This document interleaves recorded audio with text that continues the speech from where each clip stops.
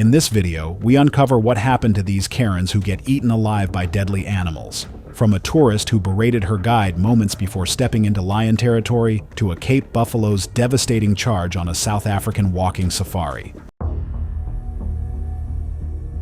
It was September 14th, 2015, and the late afternoon sun cast long shadows across a private game reserve in South Africa's Limpopo province. The dry winter air carried the scent of dust and acacia as a safari vehicle idled on a dirt track, its passengers watching a pride of lions resting beneath a cluster of umbrella thorns some distance ahead. Karen Morrison was a 42-year-old insurance claim supervisor from San Diego, California, whose co-workers had long described her as someone who treated every interaction as a negotiation she intended to win.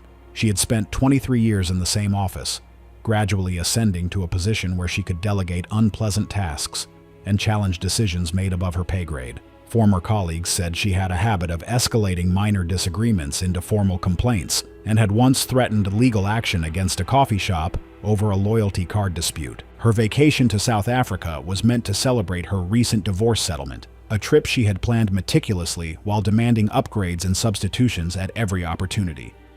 Fellow guests at the lodge had already witnessed 2 confrontations before the safari departed that afternoon. During the morning safety briefing, the head guide, a seasoned ranger named Willem, emphasized that guests must remain inside the vehicle at all times. He explained that lions viewed humans outside vehicles as prey or territorial threats, rather than the non-threatening observers they appeared to be when seated. Karen interrupted twice, once to complain about departure time, and again to question why they couldn't get closer than what Willem described as safe distances. The vehicle had stopped at an appropriate distance from the pride, and guests were quietly photographing when Karen began expressing displeasure. She complained loudly that the animals were too far for decent photographs, and that she hadn't paid premium rates to squint at shapes in the distance. Willem reminded her calmly that approaching closer would endanger the group. Karen called him overcautious and suggested he was padding tour time to avoid actual work. Other guests shifted uncomfortably in their seats. As guests photographed, a lioness separated from the pride and moved into tall grass to the vehicle's right. Willem noticed and quietly instructed everyone to remain absolutely still. The lioness was hunting something, possibly a warthog in the brush, and her path would bring her within a few dozen yards of the vehicle.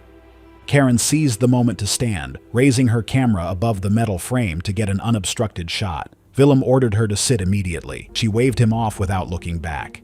African lions are apex predators, with females weighing between 265 and 395 pounds, and males exceeding 420 pounds. Lionesses are the primary hunters of a pride, capable of short bursts of speed that can close distance in seconds and coordinated takedowns of prey several times their size. Their killing method typically involves suffocation, clamping powerful jaws around the throat or muzzle to collapse the windpipe or cut off blood flow to the brain. Lions view humans outside vehicles as potential prey, their predatory instincts triggered by movement and vulnerability. The lioness's head snapped toward the movement. For 3 seconds, nothing happened. Then she began moving toward the vehicle, her body low, shoulder blades rolling beneath tawny fur. As Karen continued to stand, the lioness veered sharply, adjusting her approach toward the disturbance. Willem started the engine, but Karen remained standing, apparently believing she was getting exceptional footage. When the lioness broke into a sprint, covering the distance with terrifying speed, Willem shouted for everyone to hold on and attempted to reverse. Karen lost her balance as the vehicle lurched. She tumbled over the side rail, landing hard on packed dirt just a few feet from the vehicle. The lioness struck immediately, her jaws clamped over Karen's neck and lower face, compressing her airway and major neck vessels. Her full weight pinned Karen to the ground. Karen's hands came up reflexively, pushing at the lioness's muzzle, but her strength faded within seconds as her airway collapsed. Her legs kicked briefly, then went still. The lioness maintained her grip, holding her for well over a minute as her body twitched and then went completely limp. Karen's hands came up reflexively, pushing at the lioness's muzzle, but her strength faded within seconds as her airway collapsed. Her legs kicked briefly, then went still. The lioness briefly applied additional pressure, ensuring the kill was complete. Only when Willem revved the engine and drove the vehicle directly toward her, shouting and honking aggressively, did the lioness release her grip. The disturbance caused her to retreat into the tall grass, abandoning the body. Emergency responders reached the site within minutes. Karen was found with catastrophic injuries to her neck and upper body. Officials determined the cause of death to be suffocation and massive blood loss caused by the lion's bite. The reserve concluded that safety protocols had been followed by staff, and that Karen's decision to stand and ignore direct instructions had precipitated the encounter. The lioness was not destroyed, as her behavior was deemed a natural predatory response. Fellow guests who witnessed the attack were offered counseling, and several cut their trips short. It was February 3rd, 2018, and the dry season had turned the forest fringe of Ranthambore into a maze of brittle undergrowth and sun-bleached earth. Kavira Sondhi stepped off the marked trail, her irritation from earlier still simmering as she pushed deeper into the brush. Kavira was a 44-year-old wellness retreat coordinator from Jaipur, known among her circles for her particular brand of spirituality that emphasized personal space and communion with nature. Her reputation was solid, if somewhat abrasive. Former clients often mentioned her expertise, but also her impatience with those who didn't take the practice seriously. Friends recalled her journal entries, filled with plans for solitary meditations and notes on finding clarity in isolation. She had driven to Ranthambore alone that weekend, seeking what she described in her journal as an authentic wilderness experience. That morning, she had started on the designated nature trail with a handful of other hikers, but within 20 minutes had snapped at a young couple for walking too close behind her and disrupting her focus. When an older hiker politely suggested the group maintain visual contact for safety, Kavira had dismissed the concern with visible annoyance. People recalled her muttering about crowds and chatter interrupting her connection with the forest. She mentioned wanting to find a private spot away from the main path, somewhere she could meditate without the constant chatter and camera clicks of tourists. The forest fringe of Ranthambore is not the tourist-friendly tiger reserve most visitors experience. It's a transitional zone where dense forest meets scrubland, creating perfect habitat for one of India's most dangerous animals, the sloth bear. Despite their misleading name, sloth bears are aggressive omnivores weighing roughly 200 to 300 pounds, equipped with curved claws reaching nearly 3 inches long, evolved for tearing open termite mounds. Unlike other bear species, sloth bears have poor eyesight and startle easily, making them the most dangerous when cornered or surprised, and their sudden, explosive charges leave little time for reaction. Local guides had reported increased sloth bear activity in the area due to recent Forest Department honey collection that had disturbed several dens. Kavira had presented her ID and safari permit at the buffer checkpoint but had not stayed with the group, and people said she had barely glanced at the warning board, more focused on escaping the crowd than on the explicit dangers outlined there. The board had bright yellow warnings with bold lettering and diagrams of a bear's strike zone, clearly visible even from 10 feet away. Around mid-morning, she veered from the trail into denser brush. Another hiker, a man who had been maintaining distance after her earlier outburst, noticed her departure and called out a warning. When she didn't respond, he followed at approximately 40 feet, concerned but unwilling to provoke another confrontation. He hesitated at the edge, about to turn back when he decided to make one more attempt to convince her to return to the trail. The sloth bear sow had been foraging with her 2 cubs in a small clearing screened by dense vegetation. At approximately 250 pounds with a distinctive cream-colored chest marking, she was in the most dangerous phase of motherhood, cubs old enough to explore but still requiring fierce protection. Sloth bears have documented swift reaction times when startled, and their maternal aggression is responsible for more human fatalities in India than tiger attacks. Kavira stumbled directly into the clearing, less than 15 feet from where the cubs were investigating a rotted log. The man, still approaching through the brush, heard her sudden gasp. Forest staff routinely advise people to back away slowly and keep voices low. The sow charged instantly, covering the distance in a blur of dark fur and rage. The impact knocked Kavira flat on her back. The bear's first swipe caught her across the torso, the 3-inch claws ripping through her cotton shirt and into flesh with shocking ease. The wounds opened wide, 3 parallel gashes across her abdomen deep enough to expose underlying tissue and muscle. Kavira screamed, a sound the man described as more surprise than pain initially, her hands coming up defensively as the bear's weight pressed down on her. The second strike tore across her chest and left shoulder, the claws catching on bone. The force of the blow jerked her body sideways even as the bear held her down. The bear focused on Kavira's head and face, typical sloth bear behavior, her jaws closing on Kavira's skull with audible force. The man saw Kavira's body convulse once, then go still. The sow delivered 2 more savage bites to Kavira's face and neck before suddenly retreating, gathering her cubs with urgent vocalizations and crashing away through the undergrowth. The entire encounter had taken less than a minute. The man ran, stumbling and falling twice in his panic to reach the trailhead. Rangers responded to his frantic report, arriving at the scene 22 minutes later from a nearby ranger post. They found Kavira where she had fallen, her body ravaged beyond any hope of survival. She was declared dead on scene. The slashes across her torso had caused massive hemorrhaging, while severe trauma to her skull and face had likely caused near-immediate unconsciousness. A preliminary post-mortem by the local district medical examiner documented severe lacerations to the abdomen measuring 8 to 12 inches in length and up to 3 inches deep, extensive facial mutilation, and severe cranial and cervical trauma consistent with a large animal attack. The sloth bear and her cubs were not tracked. Forest officials closed that section of trail permanently and increased warning signage throughout the reserve. Kavira's body was returned to her family in Jaipur. It was August 11th, 2014, and fog clung to the valleys along Alaska's southern coast, where glacier-fed streams cut through dense spruce forest on their way to the sea. The salmon runs were nearing their peak, drawing massive concentrations of coastal brown bears to the region's rivers and creating one of North America's premier wildlife viewing opportunities.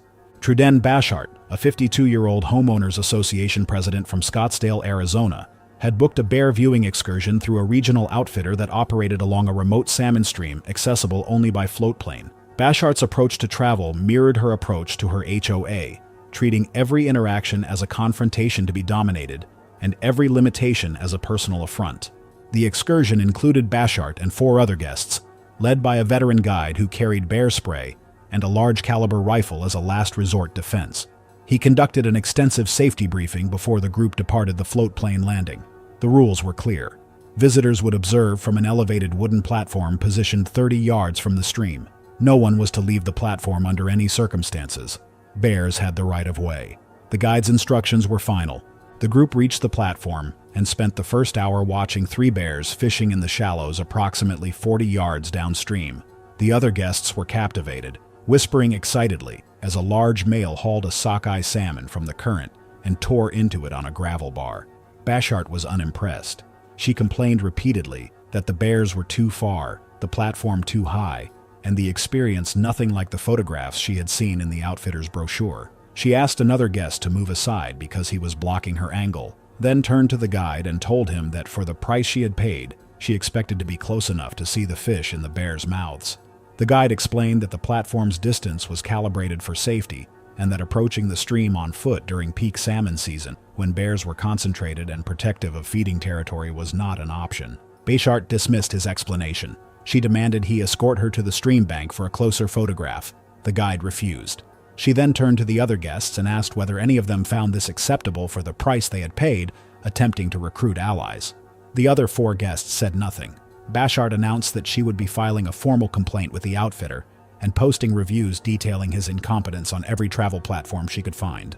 The guide acknowledged her frustration, but did not change his position. During a brief period when the guide was attending to another guest's question, Bashart climbed down from the platform and walked along the bank toward the stream, her camera raised. She moved quickly, covering roughly 25 yards before the guide noticed her absence and shouted for her to stop. She did not turn around. Coastal brown bears are the largest subspecies of grizzly bear in North America, with adult females commonly weighing between 400 and 700 pounds, and males exceeding 1,000 pounds. During the salmon runs, these bears concentrate along streams in extraordinary densities, fiercely defending prime fishing spots from rivals. Sows with cubs are particularly dangerous, as they perceive any unfamiliar presence near their young as a direct threat. A charging brown bear can reach speeds approaching 35 miles per hour, covering 50 yards in roughly 4 seconds, and their claws, measuring up to 4 inches, can open deep lacerations with a single swipe. Bite force is estimated at around 1,000 pounds per square inch, sufficient to crush bone. A sow with 2 spring cubs had been fishing in a shallow riffle approximately 30 yards upstream from the platform, partially concealed behind a gravel bar and dense bankside brush. Bashart's path along the stream bank brought her suddenly into close proximity with the cubs. The sow exploded from behind the gravel bar with little warning beyond the crashing brush. Roughly 500 pounds of protective fury closed the distance in seconds. Bashart turned at the sound of crashing brush but had no time to react. The bear struck her with a powerful forepaw swipe that raked across her upper body, the claws tearing through clothing and flesh. The impact knocked her to the ground. The sow was on her immediately, biting down on Bashart's shoulder and shaking with tremendous force. The crushing pressure shattered her collarbone and tore deep into the muscle. The bear released briefly before biting and shaking her upper body again. The mauling lasted less than 15 seconds before the sow disengaged, retreating to her cubs and moving them upstream away from the scene. The guide reached Bashart within a minute, but the injuries were catastrophic and unsurvivable. Emergency services were contacted via satellite phone, and a float plane evacuation was arranged. Truden Bashart was pronounced dead at the scene. The investigation determined she had left the designated viewing platform without authorization and entered an active bear fishing zone during peak salmon season. The guide and outfitter were cleared of liability.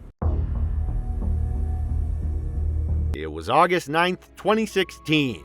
On the icy shores of Svalbard, Norway, a small group of cruise passengers had gotten off the ship for a guided trip across the frozen landscape. The quiet of the area made it feel like no one had ever been there before. But under that stillness was hidden danger. Rebecca Johnson was 49 years old and lived in Minneapolis, Minnesota.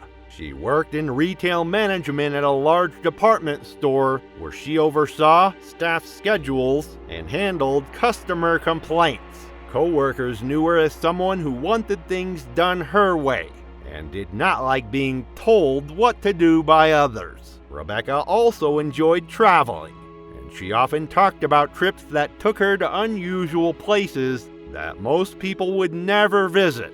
She had been to remote parts of Alaska, hiked in the mountains across the western United States, and taken photography tours in places like Iceland and Greenland.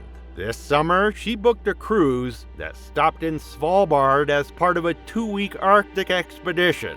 She was drawn by the promise of Arctic views and the excitement of stepping on polar ice.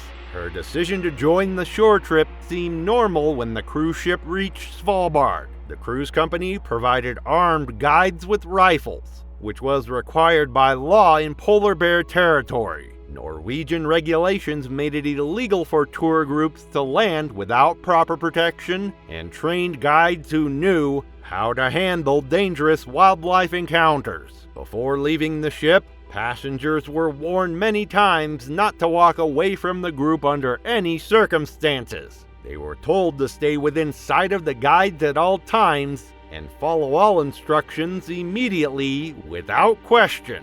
Rebecca, however, didn't like being told what to do and had a history of ignoring rules that she thought were unnecessary.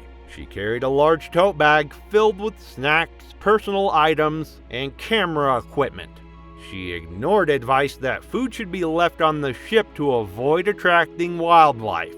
To her, the rules seemed like too much worry for what appeared to be an empty and safe environment. The area around them was rocky and cold. Ice and wind had worn down the land for many years. There were ridges of dark rock that came up through the white snow, and chunks of ice floated near the shore where waves had broken them apart. Birds flew above them and made noise as they looked for food. A cold wind blew as the group walked along the shore, making it hard to hear each other talk.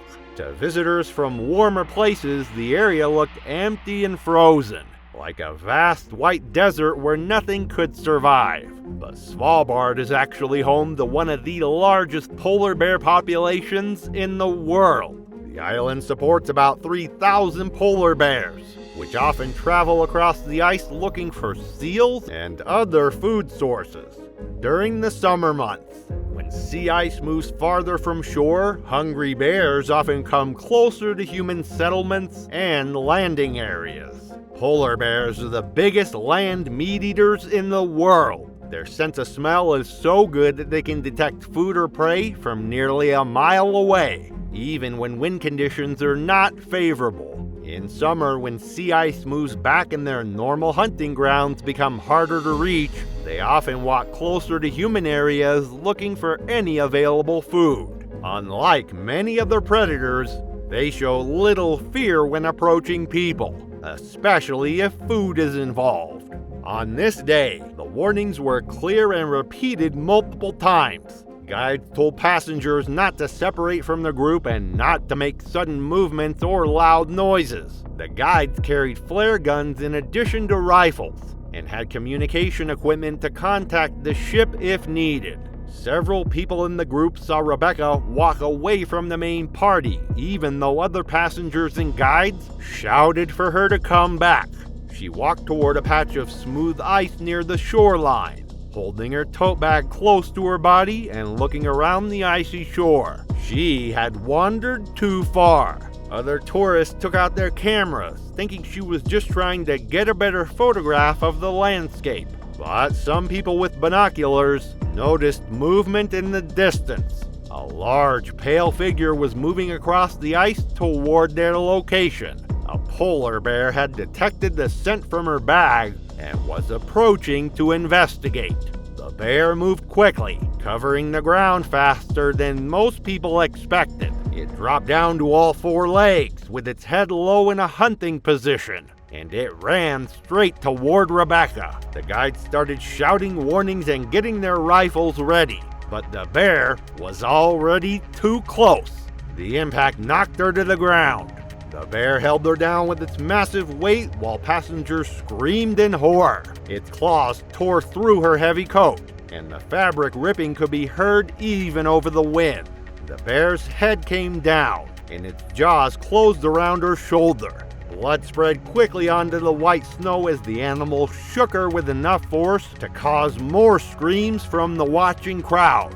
Guides fired warning shots into the air, and the sharp cracks echoed across the ice. The bear paused for a moment, then adjusted its grip and bit down again, dragging her several feet before finally backing away when more gunshots were fired directly over its head. The entire attack lasted less than 1 minute before the bear moved to a safe distance. Rebecca collapsed onto the ice, bleeding heavily from severe shoulder injuries that had cut through major blood vessels. She lost consciousness within a few minutes and died from blood loss and shock, despite attempts by the guides to stop the bleeding. Norwegian investigators later confirmed that she had walked away from the group, despite repeated warnings from the guides. Fresh bear tracks had been visible in the area earlier that morning, which staff had pointed out as a sign of danger. The official report concluded that her decision to separate from the group directly violated established safety protocols designed to prevent fatal encounters in polar bear territory. As the sun rose over the Adelaide River floodplains on August 8, 2015, humidity filtered through layers of mist hanging over the water. The dry season had reduced river levels by nearly 2 meters, exposing mud banks where mangrove roots lined the shoreline. Crocodiles lay motionless along the banks, their eyes tracking movements. Dr. Patricia Caldwell, 34 years old, possessed the particular arrogance of someone whose credentials had never been questioned. The 34-year-old herpetologist held advanced degrees and had published 7 papers on crocodilian ecology, a record she mentioned frequently. She corrected colleagues on terminology, dismissed local knowledge as anecdotal, and spoke to fishing guides with condescension. Her postdoctoral research on saltwater crocodile behavior had been funded by a university grant, and she considered herself the foremost authority on the subject. She had arrived in the Northern Territory 14 months earlier, immediately establishing herself as difficult to work with. She rejected safety protocols she considered beneath her expertise, questioned rangers with decades of experience, and made clear that her academic credentials outweighed their practical knowledge. Local fishing guides learned to avoid her, recognizing the pattern of someone who believed crocodiles would respect a curriculum vitae. Her research subject was a male crocodile identified as Old Fang, measuring approximately 5 meters and weighing an estimated 600 kilograms. Biologists had tracked his movements for 8 years, documenting his dominance over a 4-kilometer section of river. Local fishing guides spoke of him with wariness, having learned to avoid his territory. Patricia dismissed their caution as superstition. Standard protocols required 2 individuals during water-based observation. Patricia had submitted a research plan including these provisions, but on August 8th, she launched her 3-meter inflatable boat alone, citing scheduling difficulties. Weather forecasts predicted rain that would disrupt visibility. The opportunity to document Old Fang during optimal conditions outweighed, in her assessment, the risks of proceeding without backup. The rules, she believed, were for researchers with less experience. Early in the morning, Patricia located Old Fang approximately 200 meters upstream. She cut the motor and drifted toward his position, preparing her camera equipment. The distance decreased to 10 meters. She noted the crocodile appeared relaxed, eyes half closed, respiration steady. She failed to recognize that crocodiles remain fully alert even in apparent rest. Saltwater crocodiles are ambush predators, whose hunting strategy depends on remaining motionless until prey enters striking range. Their acceleration from rest exceeds any other animal in their environment. They possess the strongest bite force ever measured. Patricia had published papers on these adaptations, but knowing facts and internalizing their implications were separate things. Patricia leaned forward to adjust her camera. Shifting her weight, the inflatable hull tilted. Old Fang responded instantly, his sensory systems detecting the pressure change. His tail propelled his body forward, jaws opening as he lunged. His teeth penetrated the reinforced fabric, creating multiple punctures that released air in steady hisses. The forward chamber began deflating, the boat listing as stability gave way to instability. The boat folded beneath her weight, throwing Patricia into the water. She surfaced, finding shredded hull remains. Old Fang had disappeared below, repositioning for a second attack. Old Fang surfaced 3 meters to her left, his eyes fixed on her. His massive head cleared the water. The second attack occurred within seconds. Old Fang seized Patricia's left leg below the hip, teeth penetrating through wetsuit into muscle. The bite fractured the femur at 2 points and partially severed the femoral artery, a tear rather than a clean transection, enough to release blood in surges rather than a single catastrophic flood. Patricia felt the leg go hot, then cold, then absent, shock masking the pain as her blood emptied into the water. She had perhaps 3 minutes of consciousness remaining. Her vision tunneled. The crocodile began the death roll but released after a single rotation when boat debris entangled his snout. A fishing guide who had warned Patricia about approaching Old Fang heard splashing downstream and recognized a crocodile strike. He reached the location within minutes, finding Patricia floating near boat remains, blood spreading across the water. Old Fang patrolled approximately 15 meters away. He used a gaff hook to pull Patricia toward his boat while maintaining observation of the crocodile. He lifted her aboard and recognized the severity of the leg wound, the partial femoral tear still bleeding, blood loss massive, her face gray, her eyes open but unresponsive. She was still alive but had already lost consciousness from hypovolemic shock. He radioed for emergency assistance while applying pressure. A helicopter medical team arrived within 30 minutes and transported Patricia to hospital. Surgeons worked for hours attempting to repair the damaged artery, but the combination of prolonged hypovolemia and tissue damage proved insurmountable. She was pronounced dead 4 hours after the attack. Cause of death: exsanguination from femoral artery trauma. The investigation revealed Patricia had been alone for 2 hours before the attack, approached within 10 meters of a large territorial male during dry season, and positioned her boat between the crocodile and deep water, likely triggering a predatory response from an ambush hunter who perceived easy prey in his strike zone. Crocodiles do not defend territory in the mammalian sense. They react to opportunity. Wildlife authorities reinforce protocols requiring 2-person observation teams and minimum distances of 30 meters. University officials noted that Patricia had violated multiple safety protocols in her research plan. It was July 10th, 2017, and the morning mist still clung to the shoreline of Lake Victoria, near Kisumu, Kenya, where the water met tall papyrus reeds in a maze of channels and mudflats. The lake stretched to the horizon, deceptively calm, its surface broken occasionally by the rounded backs of hippopotamuses, moving between deeper water and the shallows. Sharon Whitfield was a 45-year-old real estate agent from Phoenix, Arizona, who had spent 3 decades perfecting the art of getting what she wanted through sheer persistence and volume. Her adult children had declined to join her on this trip, citing previous travel experiences that had devolved into public arguments with hotel staff and tour guides. One of her daughters later told investigators that Sharon had a pattern of ignoring rules she considered inconvenient, believing her experience and judgment outweighed any posted warning. Sharon had described the trip to friends as a bucket list adventure. though she had done minimal research and arrived with expectations shaped primarily by documentary footage and resort brochures. The lakeside camp where she was staying had clear protocols regarding wildlife interaction. A printed notice in each tent warned guests that hippos regularly moved through the camp at night, and that guests should never approach the water's edge alone. The camp manager, a Kenyan woman named Grace, personally briefed Sharon on the first evening, explaining that hippos are responsible for more human fatalities across Africa than nearly any other large animal and are notoriously territorial. Sharon listened with visible impatience, interrupting twice to ask when breakfast would be served. On her second morning, Sharon woke before dawn and decided to photograph the sunrise over the lake. She ignored the protocol requiring guests to request an escort and walked alone toward the shoreline. When a groundskeeper spotted her and called out a warning, she waved dismissively and continued walking. Sharon had waited approximately 15 feet from shore when the water in front of her suddenly bulged upward. Hippopotamuses are among Africa's most dangerous animals, responsible for an estimated 500 human deaths annually. Despite their rotund appearance, they are remarkably fast and agile, capable of running at speeds approaching 20 miles per hour on land and moving through water with powerful efficiency. Adult males can weigh over 4,000 pounds, and their jaws can open to nearly 180 degrees, revealing canine teeth that can exceed 12 inches in length. A massive bull hippo surfaced with explosive force, water cascading off its barrel-shaped body as it surged toward her. Its mouth opened wide, the pink interior and long ivory tusks clearly visible. Sharon stumbled backward but lost her footing in the soft mud, falling into the shallows.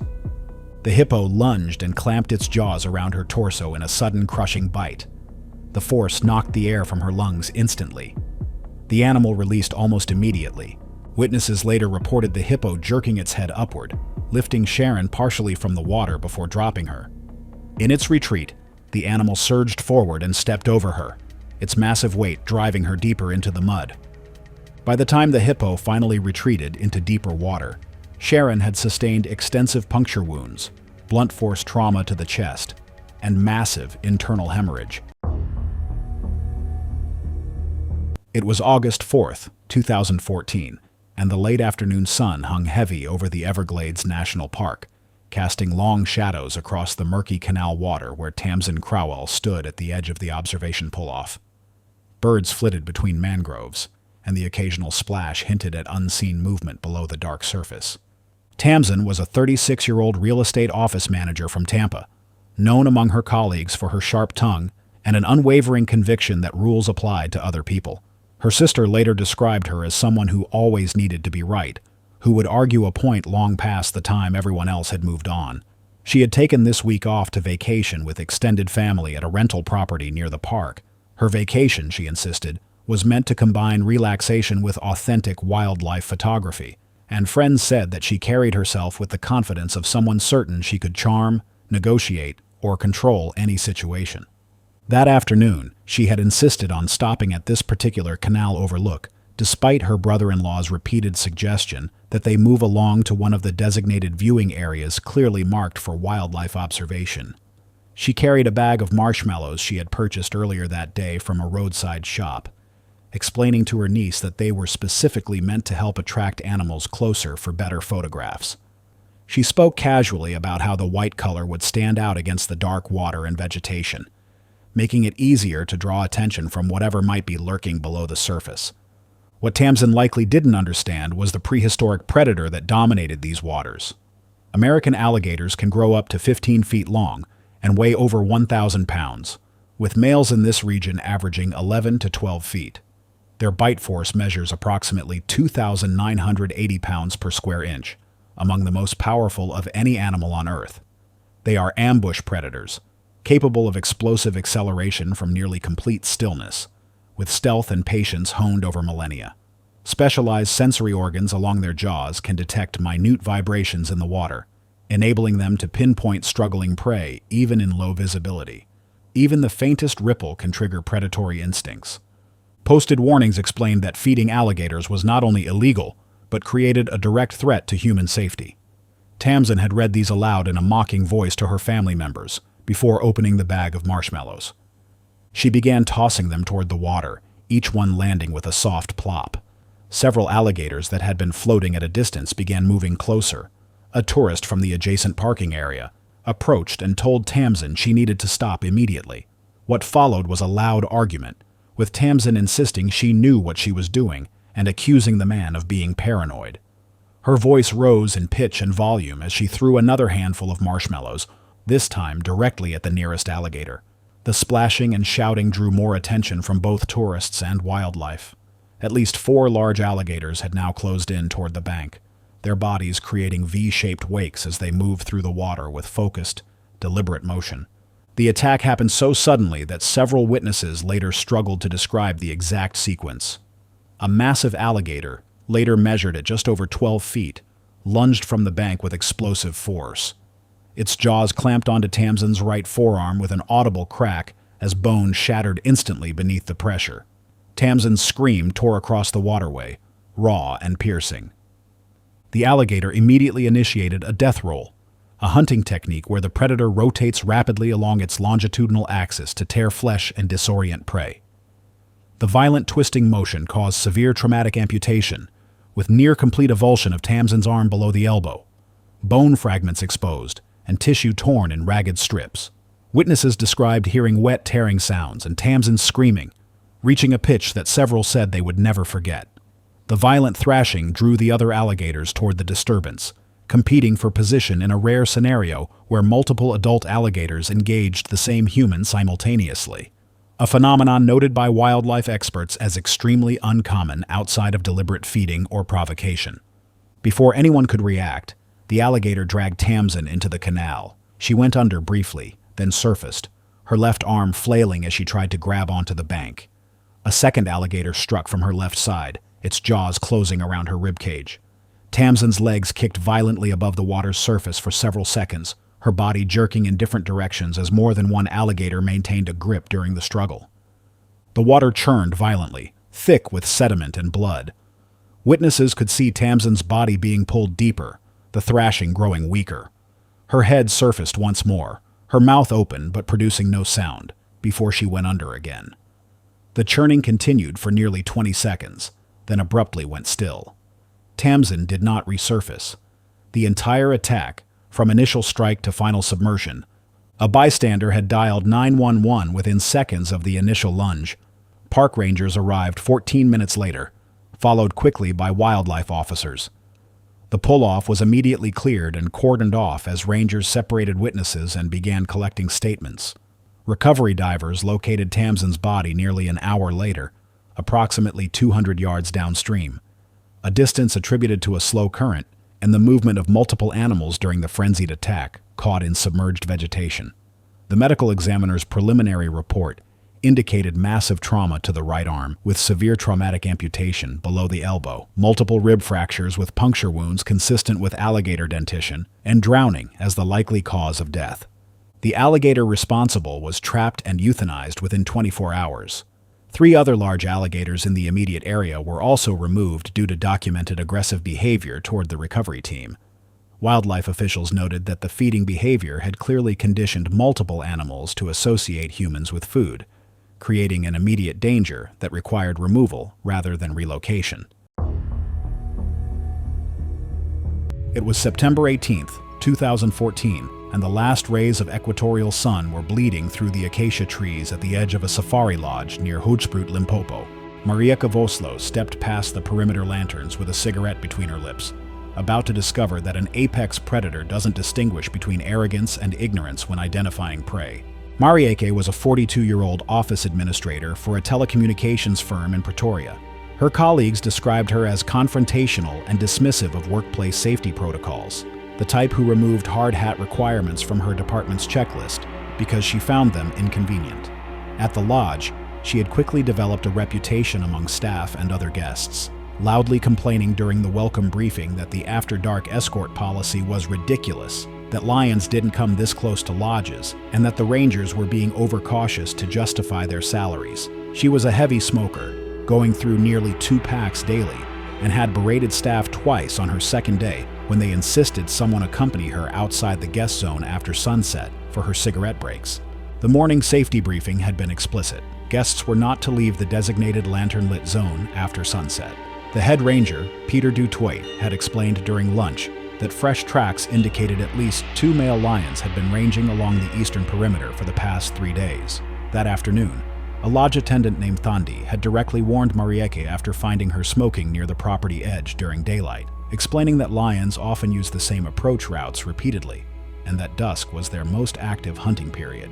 Marieke had responded by shouting that she hadn't paid this much money to be imprisoned.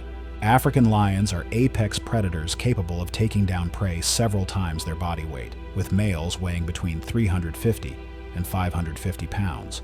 While lions are primarily nocturnal hunters, they remain active during twilight hours when failing light provides tactical advantage. Young adult males, recently expelled from their birth prides and not yet strong enough to challenge established males for territory, often range widely and hunt opportunistically, sometimes targeting easier prey than their usual quarry. At approximately 6:40 p.m., 20 minutes after sunset, Marieke walked out of her chalet carrying her cigarettes and lighter. 2 couples sitting on the main deck watched her stride purposefully toward the eastern edge of the lawn. One of them later told investigators he had assumed she was walking to the fire pit area, which was still within the safe zone. Instead, she continued past the last lantern post, stepping over the boundary into an area of knee-high grass and scattered thorn bush. The couples on the deck lost sight of her almost immediately as she moved into deeper shadow. Marieke walked approximately 40 feet past the boundary, then crouched low near a dense acacia shrub, likely seeking shelter from the evening wind and flying insects while she smoked. The young adult male lion had been lying in a shallow depression, roughly 80 feet from the lodge perimeter for at least an hour, based on compressed vegetation later documented by wildlife officials. He was an estimated 4 years old, approximately 380 pounds, recently separated from his natal pride and ranging the area in search of food and territory. The failing light of dusk provided optimal hunting conditions, and human movement near the boundary had likely drawn his attention earlier in the evening. When Marieke moved into the open and then crouched in a posture that mimicked vulnerability, the lion began his approach. He moved through the scrub, using established game trails that kept him low and concealed, his tawny coat blending perfectly with the dry grass. Marieke remained crouched, facing away from his approach, her attention on lighting her cigarette. She never saw him coming.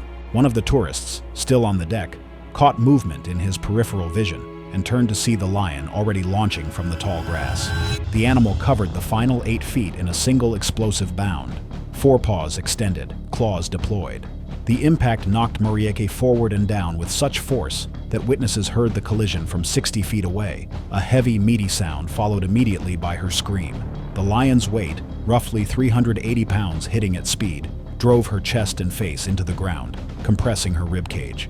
His forepaws pinned her shoulders, claws sinking deep into the muscle and flesh of her upper back, creating massive, tearing wounds that immediately began bleeding profusely through her shirt. Before she could draw breath to scream again, the lion's jaws clamped across the back of her head and her face simultaneously, the upper canines puncturing through the back of her skull. The bite exerted crushing pressure, fracturing bones. Her single scream cut off instantly. The lion began dragging her backward toward deeper cover, her body sliding limply through the dirt as he pulled, his jaws still locked on her head. Blood poured from the wounds, soaking into the ground and leaving a drag trail clearly visible in the dust.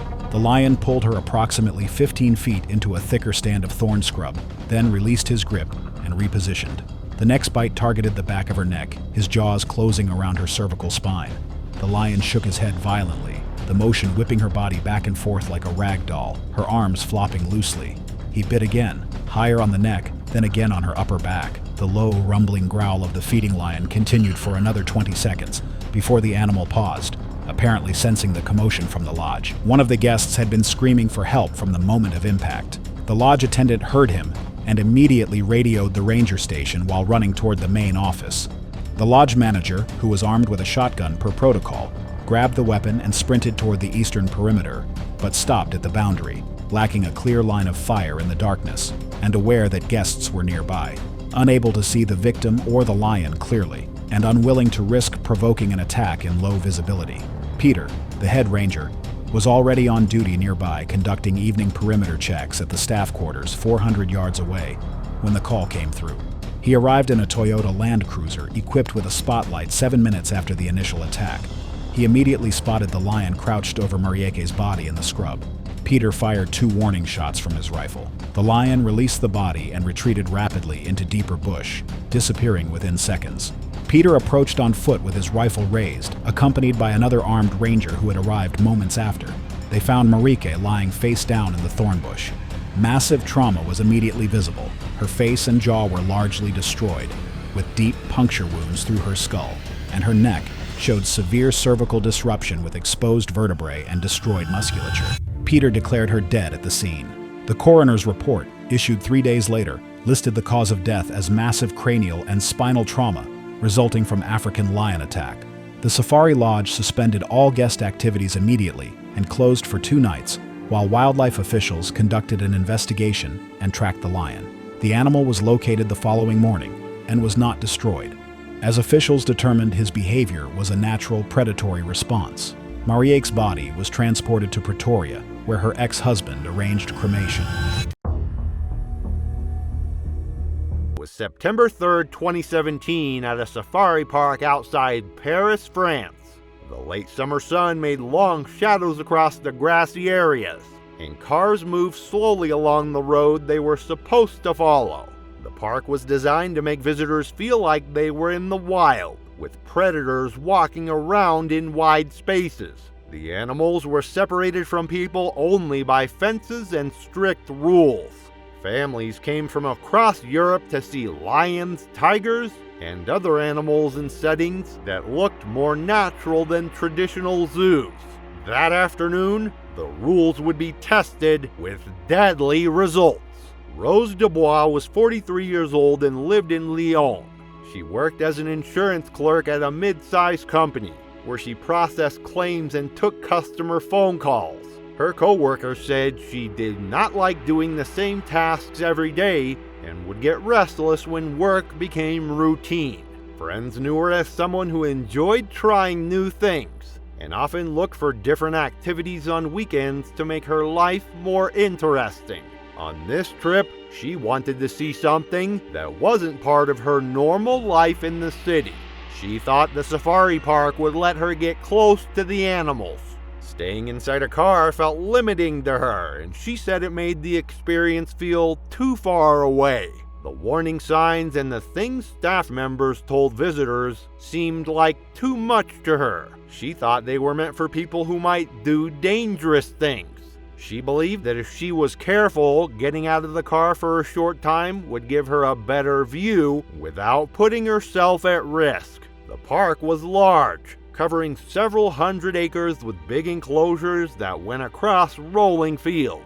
Tall grass moved in the breeze, broken up by groups of trees and shaded areas where animals rested during the hottest part of the day. The road went through the reserve, winding past enclosures for plant-eating animals like zebras and antelopes before reaching the predator section. Here, visitors drove through metal gates into restricted areas where signs were posted every few hundred feet. Tigers walked around behind fences that looked far away, but everyone knew the animals could close the gap in seconds if they had the chance. From inside the vehicle, the experience felt safe and controlled. Tigers are powerful runners and can cover ground quickly in short bursts, reaching speeds of up to 35 miles per hour. Unlike lions, which often hunt in groups, tigers work alone and prefer surprise attacks. They like to strike from hiding when prey is close enough and unaware of danger. At safari parks around the world, staff stress that visitors should never leave their vehicles, because even a brief mistake can cause an attack. That day, staff reminded visitors many times to stay inside their cars. Guides at the entrance gate gave clear warnings before cars entered the tiger section. Additional staff members were stationed at points along the route to watch for problems. Despite these reminders, Rose was restless as their car moved through the area. Witnesses later said she grew impatient and complained that her phone couldn't get a clear enough view from inside the vehicle. The windows were tinted, and she said the glass was making her photos look unclear. As their vehicle slowed near a group of trees where several tigers were resting, she opened the door and stepped out with her phone raised. determined to get the shot she wanted. Other visitors saw her almost right away. Some honked their horns, others shouted through open windows, trying to warn her to get back inside. Park staff who were monitoring the area began moving toward her location, but they were too far away to reach her quickly. The grass near the tree line moved before she could react. A tiger had been lying in the shade, almost invisible against the dry grass and fallen leaves. In seconds, it jumped forward. Witnesses described the blur of orange and black moving across the ground, covering the distance with frightening speed. Rose turned as the animal hit her, knocking her onto the dirt road.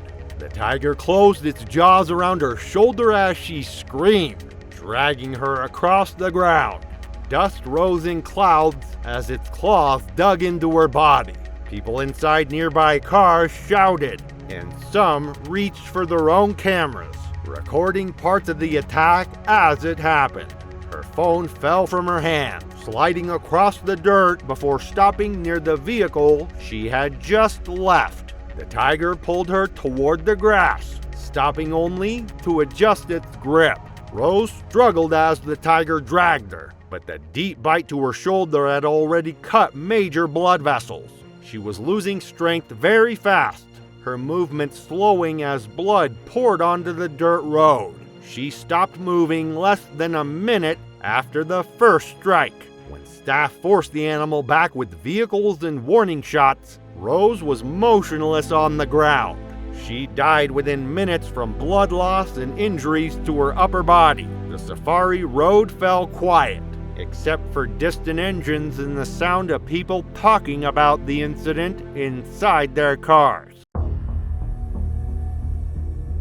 On October 8, 2015, the morning sky over Año Nuevo State Park remained overcast, with a marine layer that muted colors and softened edges. The Pacific Ocean stretched gray and restless to the horizon, swells rolling toward shore with the steady rhythm of distant storms. The air carried the smell of salt and kelp, cold against exposed skin. Elephant seals crowded the beach approximately 1 kilometer south, their massive bodies hauled out on the sand where bulls engaged in territorial contests. Melissa Bradford, 29 years old, approached life the way she approached her fitness classes, with absolute certainty that she knew best and everyone else was simply catching up. The 29-year-old fitness instructor worked at a boutique gym in Santa Cruz, teaching high-intensity classes that emphasized physical conditioning and mental discipline. She corrected clients on their form, dismissed safety modifications as weakness, and made clear that her certification exceeded the qualifications of anyone who questioned her methods. The warning signs at Año Nuevo were impossible to miss. Bright yellow backgrounds displayed red text warning of great white shark activity, with illustrations showing shark silhouettes and statements about risks of swimming near seal colonies. Melissa had seen these signs on every visit and had developed a dismissive attitude based on her 2 years of swimming without incident. She would ignore these warning signs, stating that she is safe in those waters. Shark attack data from the California coast showed that most encounters occurred during dawn and dusk, when visibility was low and seals were most active. Great white sharks hunted by detecting silhouette shapes against the brighter surface above, targeting the distinctive outline of seals. A human swimming with arms and legs extended created a nearly identical silhouette from below, particularly in murky water. The sharks typically delivered an investigatory bite to determine whether the target was prey, but the force of such bites often proved fatal regardless. Melissa entered the water at first light, wearing a black wetsuit that further enhanced her silhouette against the surface. She swam parallel to shore at approximately 50 meters, her stroke smooth and powerful. No other swimmers were visible. She had the ocean to herself as the sun began burning through the marine layer. The shark that approached Melissa was a subadult male measuring approximately 4.5 meters and weighing an estimated 700 kilograms. Acoustic tracking data from the region had recorded multiple tagged sharks in the vicinity over preceding days, part of a seasonal pattern that brought young white sharks close to shore during fall months. The shark had been patrolling the area since before dawn, following the coastline in a pattern consistent with hunting. Witnesses on shore observed Melissa swimming approximately 100 meters south of her entry point. Moments later, they They saw an explosion of water as the shark struck from below. The force lifted Melissa partially out of the water, her body arching backward before crashing back into the surf. Blood immediately colored the water around her. The shark had targeted Melissa's left leg, jaws closing around her upper thigh with force estimated at more than 1 ton per square centimeter. The bite severed the femoral artery and crushed pelvic bone before the shark released, its investigatory bite complete. Melissa remained conscious for perhaps 90 seconds, her survival instincts driving her to swim toward shore even as her blood pressure dropped and her vision tunneled. By the time surfers reached her, she had already lost consciousness. Surfers reached her within minutes, forming a protective circle and lifting her onto boards. Paramedics arrived at the beach within minutes, establishing treatment on the sand while preparing for emergency transport. Melissa Bradford was pronounced dead at a local hospital approximately 90 minutes after the attack. The cause of death was exsanguination due to transection of the left femoral artery. The 90-minute window between attack and death reflected the efforts of first responders. Tourniquets applied on the beach, fluid resuscitation en route, surgical intervention attempted, but the complete transection had already done its work. The incident investigation reviewed park signage, shark monitoring data, and witness statements before concluding that no negligence had occurred. Warning signs were present and visible. Shark activity had been documented, and Melissa had chosen to swim during peak hunting hours despite these factors. Additional signage was installed at beach access points. Marine biologists later analyzed the attack in the context of regional shark behavior, noting the individual involved was never identified. The incident was logged as one of the few documented fatal shark attacks along that section of coastline. It was February 8, 2015, and the winter sun hung low over the dry, deciduous forests of a tiger reserve in Rajasthan. The reserve's jeep safari routes wound through scrubby ravines and open grassland where sambar deer, langurs, and wild boar moved along the forest edges. Leopard sightings were uncommon but not rare, particularly during the cooler months when the cats hunted along the periphery of the reserve's denser zones. Jessamine Thornwell, a 50-year-old British national living in Dubai, had built a career in luxury interior sourcing, furnishing high-end residences across the Gulf states.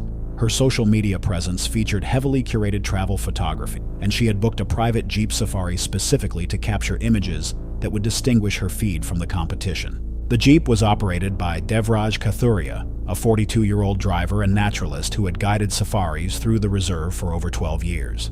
The jeep had been temporarily separated from other safari vehicles along the route that morning, leaving Kathuria alone with Thornwell on a quiet stretch of track.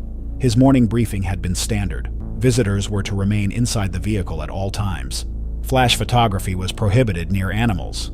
The driver's judgment regarding animal proximity was final. Approximately 90 minutes into the excursion, the jeep had stopped several times for distant deer sightings and a brief view of a marsh crocodile basking on a dry riverbed, none of which had satisfied Thornwell. She had spent most of the drive scrolling through other photographers' feeds on her phone, showing Kathuria the close-range predator shots she expected to replicate. Kathuria nodded politely and continued driving. Then, along a quiet stretch bordered by dry grass and scattered dock trees, Kathuria slowed the jeep and pointed toward a stretch of tall golden grass roughly 30 feet from the track.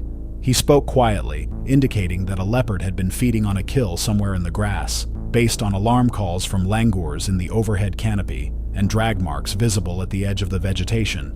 The cat was not visible, but Kathuria was certain it was lying up with its prey in the dense cover. Thornwell stood up in the jeep for a better angle, but the grass obscured everything. She demanded Kathuria drive off the track and closer. Kathuria refused, explaining that leaving the designated route was prohibited, and that approaching a leopard on a kill was exceptionally dangerous, as the animals become highly defensive of fresh prey. Thornwell pressed him, suggesting she understood the risks and that his excessive caution was ruining an experience she had paid a premium for. She told him she would personally ensure his employer heard about his unwillingness to deliver the advertised experience. Kathuria did not move the vehicle. Thornwell climbed out of the jeep. Kathuria immediately told her to get back inside. He shouted for her to stop and move to follow, but she had already stepped off the track and into the grass margin, her phone held in front of her as she moved toward the area where the leopard was believed to be feeding. She walked slowly, scanning the grass ahead, closing the distance until she was roughly 10 to 15 feet from the concealed cat. Indian leopards are among the most adaptable and dangerous predators on the subcontinent, responsible for multiple fatal attacks each year across parts of rural India. Adult females typically weigh between 65 to 100 pounds, but their strength vastly exceeds what their size suggests. Leopards rely on ambush tactics, using dense cover to remain invisible until prey moves within striking range. Their attack is explosive, covering short distances in a single bound, with powerful jaws targeting the neck and throat to achieve a quick kill.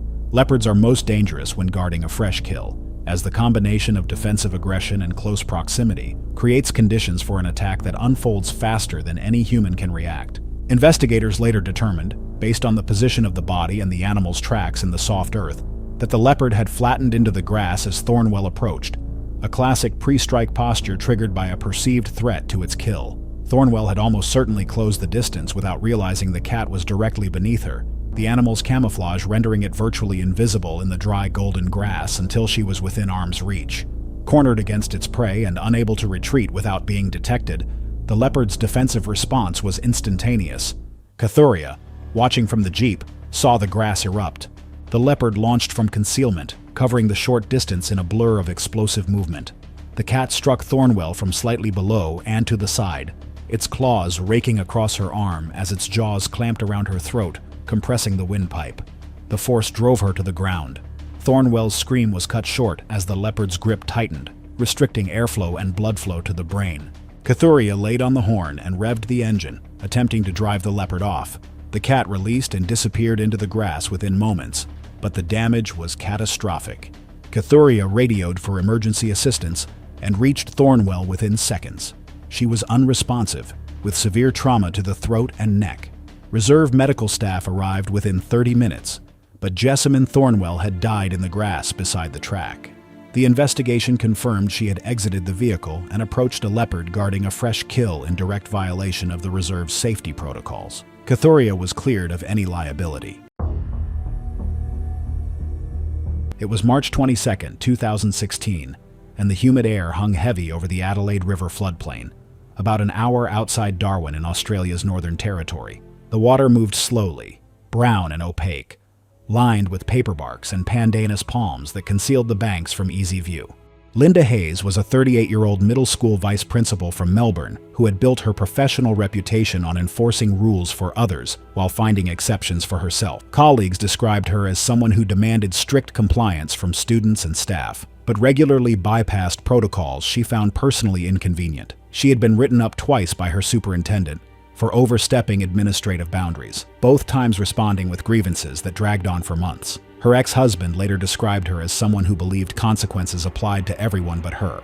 She had a history of arguing with flight attendants about seatbelt regulations and had once been removed from a guided tour in New Zealand for ignoring safety warnings about a glacier hike. Her vacation to the top end was meant to be a wildlife photography expedition, a hobby she approached with aggressive certainty. She had booked a river cruise advertised as a crocodile viewing experience, joining a group of 11 other tourists on an aluminum vessel designed for safe observation. The tour operator, a weathered local with over 20 years of experience on the river, delivered the mandatory safety briefing before departure. He explained that the Adelaide River system contained one of the highest concentrations of saltwater crocodiles in the world. He emphasized that passengers must remain seated and must never place hands or any body part near the water. Under no circumstances were passengers to approach the rails or lean over the edge. Linda responded with visible skepticism, questioning whether the warnings were legally required or simply theatrical.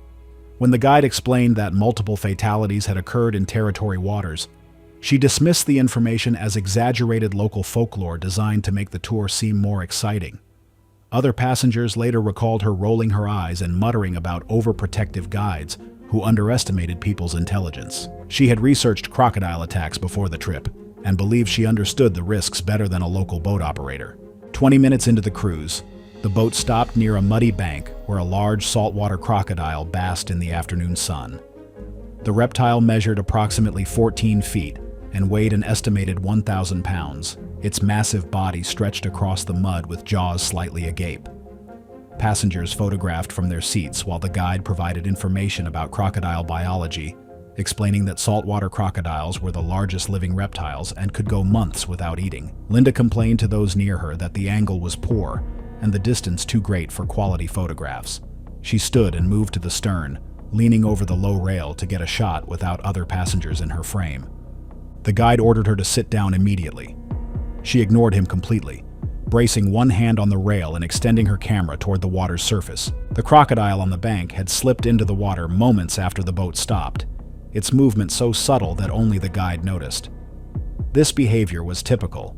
Crocodiles often entered the water when boats approached, positioning themselves for ambush beneath the surface, where their dark bodies blended with the muddy bottom. The guide began maneuvering the vessel away from the bank, but Linda remained at the stern, apparently unaware that the crocodile had disappeared. Saltwater crocodiles are the largest living reptiles, with males commonly exceeding 16 feet and occasionally reaching over 20 feet in length. Large males can weigh well over 1,000 pounds. They are ambush predators of extraordinary patience, capable of remaining motionless for hours while monitoring prey movement. Their bite is among the most powerful in the animal kingdom, strong enough to crush bone instantly, and their hunting strategy typically involves explosive acceleration from the water, clamping onto prey and dragging it beneath the surface. The guide shouted a final warning, his voice carrying across the water. The crocodile struck from directly beneath the stern. The water erupted as the animal launched vertically, its jaws closing around Linda's right forearm and wrist with crushing force. The impact caused a severe fracture, bones splintering under pressure as the animal's weight pulled her toward the water. The interlocking teeth penetrated deep into muscle and tendon. Linda's scream was cut short as the crocodile's weight pulled her over the rail and into the water headfirst. She disappeared beneath the surface almost immediately, the turbid water closing over her within seconds. Other passengers later described seeing her camera fly into the air and land separately in the water several feet away. The water churned violently as the crocodile initiated its death roll, spinning through the murky water amid clouds of blood and sediment. The rolling continued for several seconds, the crocodile's jaws maintaining their crushing grip on her arm as the violent rotation disoriented her and prevented any attempt to surface. The death roll caused catastrophic damage to her shoulder and upper arm, tearing muscle and ligament while driving her deeper underwater. Her shoulder dislocated and then suffered complete structural failure as the rotational force exceeded the joint's natural limits. Her body surfaced briefly, face down and motionless, before being dragged under again as the crocodile repositioned its grip and pulled her toward deeper water. Witnesses reported seeing her limp form roll once more at the surface before vanishing entirely. The entire attack, from the initial strike to the final disappearance, lasted approximately 45 seconds. A search operation continued for 3 days, involving boat patrols, helicopter overflights, and crocodile trappers experienced in locating submerged remains. They set baited hooks and monitored known crocodile feeding areas. Linda's remains were located 4 days after the attack, cached beneath a submerged log system approximately 1 mile downstream from the attack site. The condition confirmed that the crocodile had fed extensively, with approximately a significant portion of tissue removed, consistent with the size of a 14 to 16-foot male over several days. The official cause of death was drowning, with massive blood loss from the injuries listed as a contributing factor. Following the attack, Northern Territory authorities launched an investigation into the tour operator's safety protocols. The operator was cleared of any liability, with investigators noting that Linda had received multiple direct warnings and had deliberately violated explicit safety instructions. The crocodile was not hunted or destroyed, as authorities determined it was acting on natural predatory instincts in its native habitat. The tour company implemented new policies requiring guides to physically block passengers who attempted to stand near rails,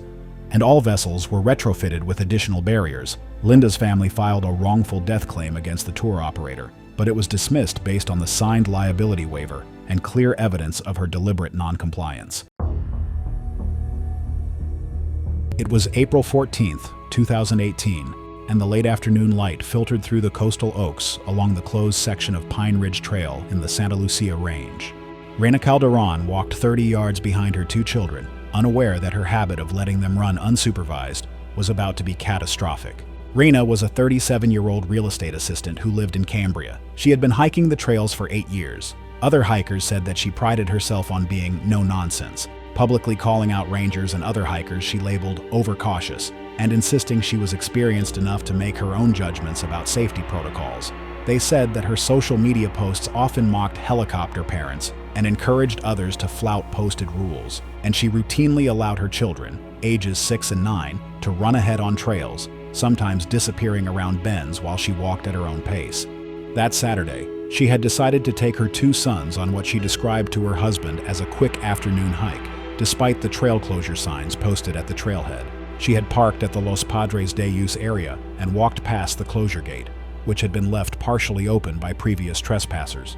The trail closure notice specifically cited multiple mountain lion sightings within a quarter mile of the trail and advised hikers to avoid the area entirely until further notice. Mountain lions, also called cougars or pumas, are North America's second largest cat species, with adults typically weighing between 90 and 160 pounds and measuring 6 to 8 feet from nose to tail. They are ambush predators with explosive power, capable of vertical leaps exceeding 15 feet and short burst sprints at very high speeds over limited distances. Their jaws are powerful enough to crush neck structures and inflict catastrophic trauma in a single bite, with canine teeth up to 2 inches long, designed to puncture vital structures in the neck and skull. Mountain lions typically avoid humans, but defensive attacks occur when they perceive threats to kills or kittens, or when surprised at close range. They are most dangerous during dusk and dawn hunting hours, and children running or moving erratically can trigger predatory or defensive responses. Wildlife officials universally recommend keeping children within arm's reach in mountain lion country and making noise to avoid surprise encounters. The section of trail Rena had chosen wound through dense scrub with walls of vegetation on both sides that limited sight lines to 15 or 20 feet in many places. The path curved frequently, following the natural contours of the hillside.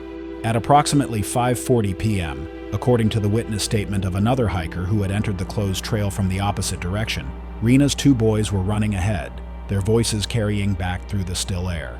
Rena's sons had rounded a blind curve approximately 40 yards ahead of their mother, when the younger boy ran directly past a mountain lion that had been either resting or feeding in the dense brush just off the trail. The animal was later determined to be an adult female, estimated at 110 pounds based on paw measurements. The lion reacted to the child's sudden proximity with a defensive strike, lunging from cover and tackling the 6-year-old boy from behind.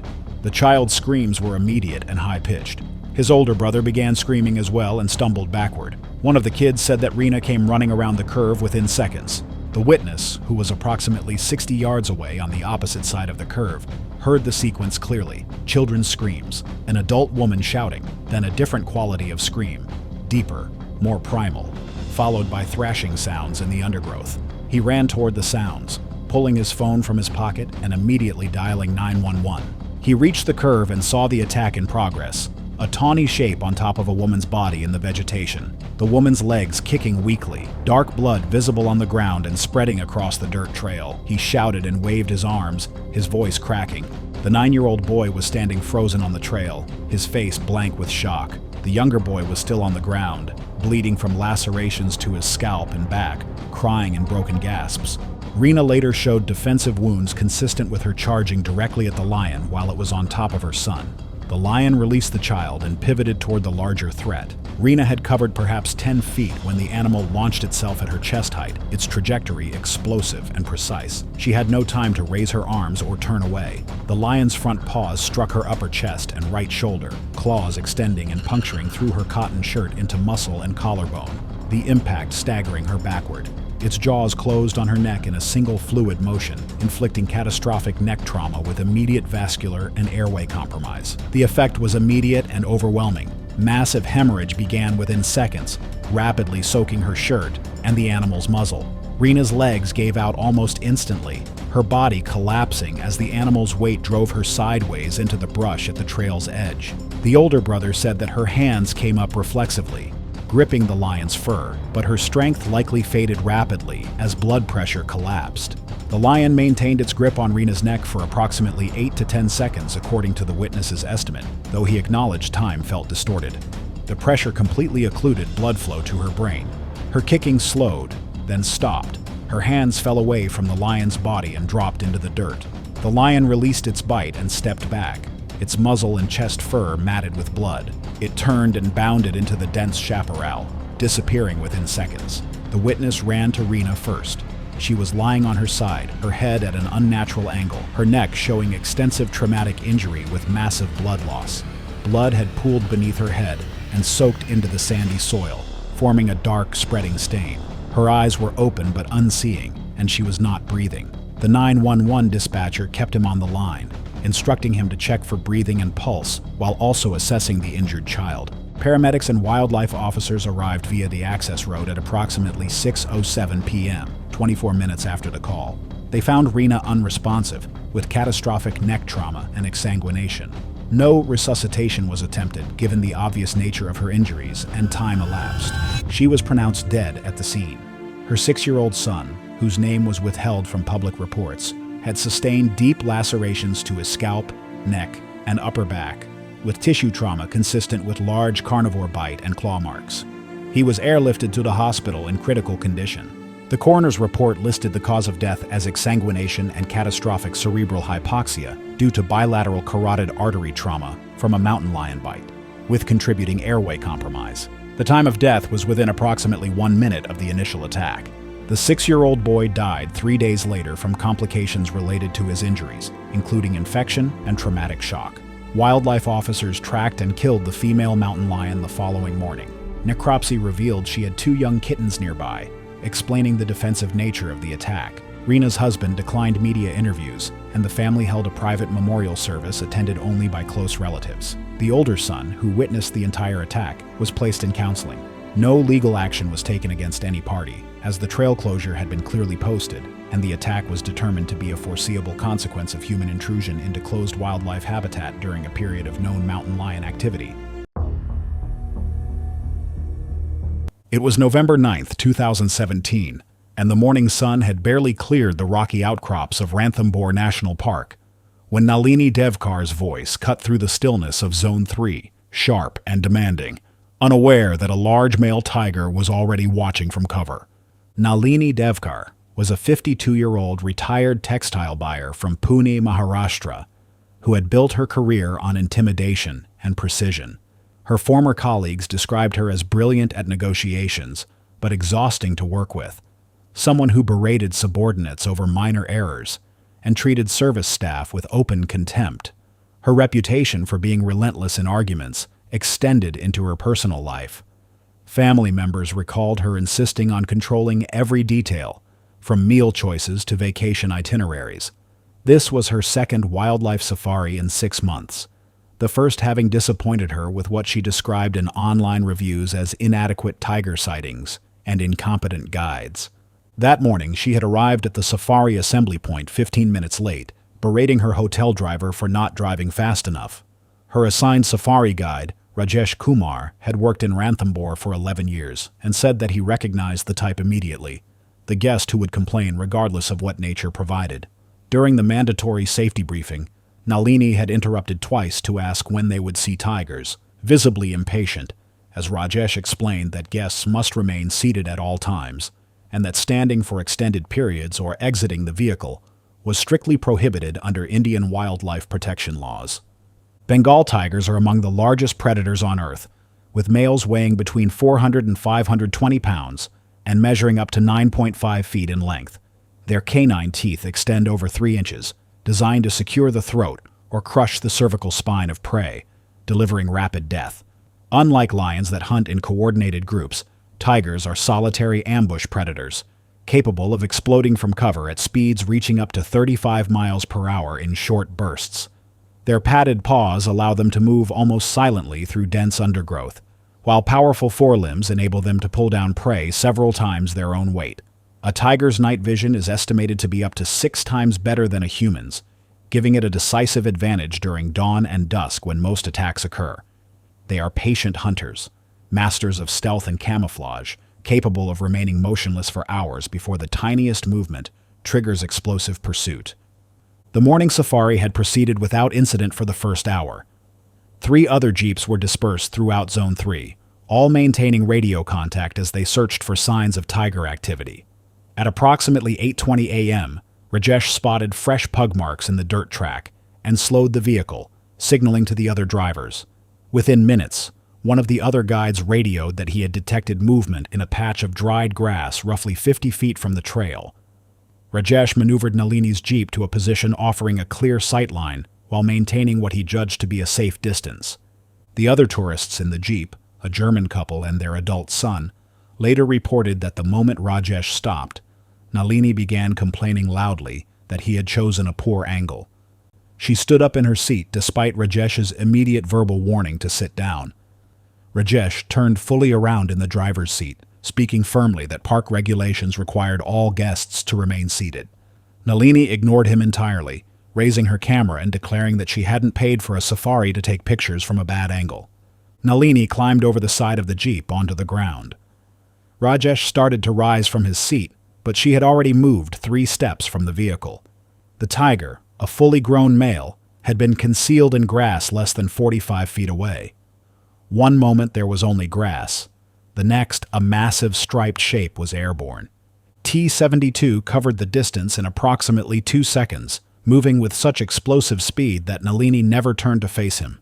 The impact of a roughly 450-pound tiger striking at full speed knocked her forward onto her face. The tiger seized her, and within moments his jaws had closed around the back of her head and neck. Nalini's body jerked briefly, then went limp. The tiger maintained its grip for several seconds, holding her motionless. Then, with Nalini's body still clamped in its jaws, her arms scraped along the ground, leaving parallel grooves in the dirt. Within 10 seconds, the tiger had pulled Nalini's body into denser cover and vanished from sight. Rajesh immediately radioed park control, while the driver of the second jeep, positioned about 75 feet away and carrying 4 Indian tourists, made a parallel emergency call. Park protocol required that all vehicles remain stationary and that no one attempt to approach. Forest officials and a veterinary team arrived 12 minutes later in a specially equipped response vehicle. They located Nalini's body a short distance from the attack site, partially concealed beneath a fallen tree. A senior forest official confirmed death at the scene from catastrophic neck trauma and associated injuries consistent with a large predator bite, indicating death had occurred almost immediately. Ranthambhore's administration conducted a formal inquiry and ruled the incident as human error, resulting from willful violation of safety regulations. The animal was subsequently monitored through routine tracking protocols, but no punitive action was taken against it, as authorities determined there was no evidence of abnormal or aggressive behavior beyond a typical response to close human presence.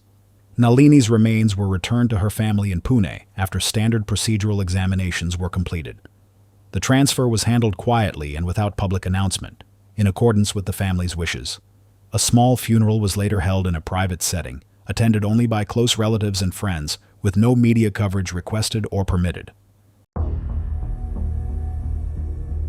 On the morning of April 17, 2017, sunlight filtered through the trees surrounding a private exotic animal sanctuary in rural North Carolina. The facility occupied approximately 40 hectares of forested land, with enclosures and buildings arranged along gravel paths. The air carried the smell of fresh hay and commercial feed. Rachel Morrison, 26 years old, had never met a rule she didn't think she could improve. The 26-year-old social media coordinator had relocated to North Carolina for a position at a regional nonprofit, but her true passion lay in the volunteer work she performed at the sanctuary. She corrected staff on their handling techniques, suggested better ways to manage social media content, and made clear that her fresh perspective offered improvements over methods developed over decades. The facility housed approximately 70 animals across multiple species, including big cats, primates, and various mammals. Among the residents was Marcus, a 32-year-old male chimpanzee who had spent the first 20 years of his life in a small cage at a traveling exhibition before being confiscated by authorities. Chimpanzees possess approximately 4 to 6 times the upper body strength of an adult human, with muscle fiber density allowing them to exert force far beyond their size.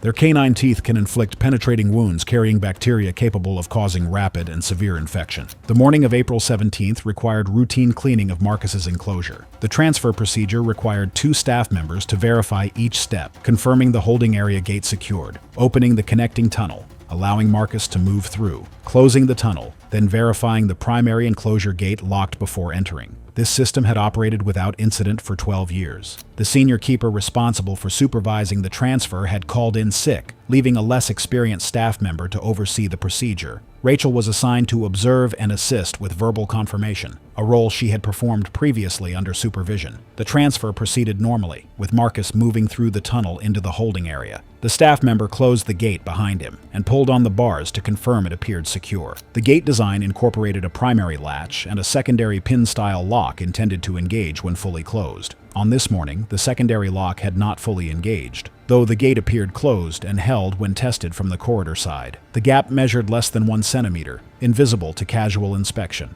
Rachel had been instructed to wait in the main building while cleaning crews worked, but she saw an opportunity for content. The corridor adjacent to Marcus's holding area featured a large observation window, and morning light created favorable photography conditions. She had been frustrated by restrictions requiring approval for animal posts, viewing them as unnecessary limitations on her creative vision. She entered the corridor alone during late morning, carrying her phone and positioning herself near the window. Marcus sat on a platform inside the holding area, eating an apple and displaying relaxed posture. Rachel filmed for several minutes, occasionally narrating details of his rescue story for later editing. She stood approximately 3 meters from the gate separating the corridor from the holding area. Marcus finished his apple and dropped the core. His posture changed subtly, shoulders tensing, eyes fixing on Rachel with intensity she misinterpreted as curiosity. He approached the gate, knuckles contacting concrete with rhythmic thuds. Rachel continued filming, stepping closer to improve her angle. Chimpanzees investigate environments through manipulation, and Marcus had learned over decades that gates sometimes yielded to persistent effort. He gripped the bars and pulled, testing resistance.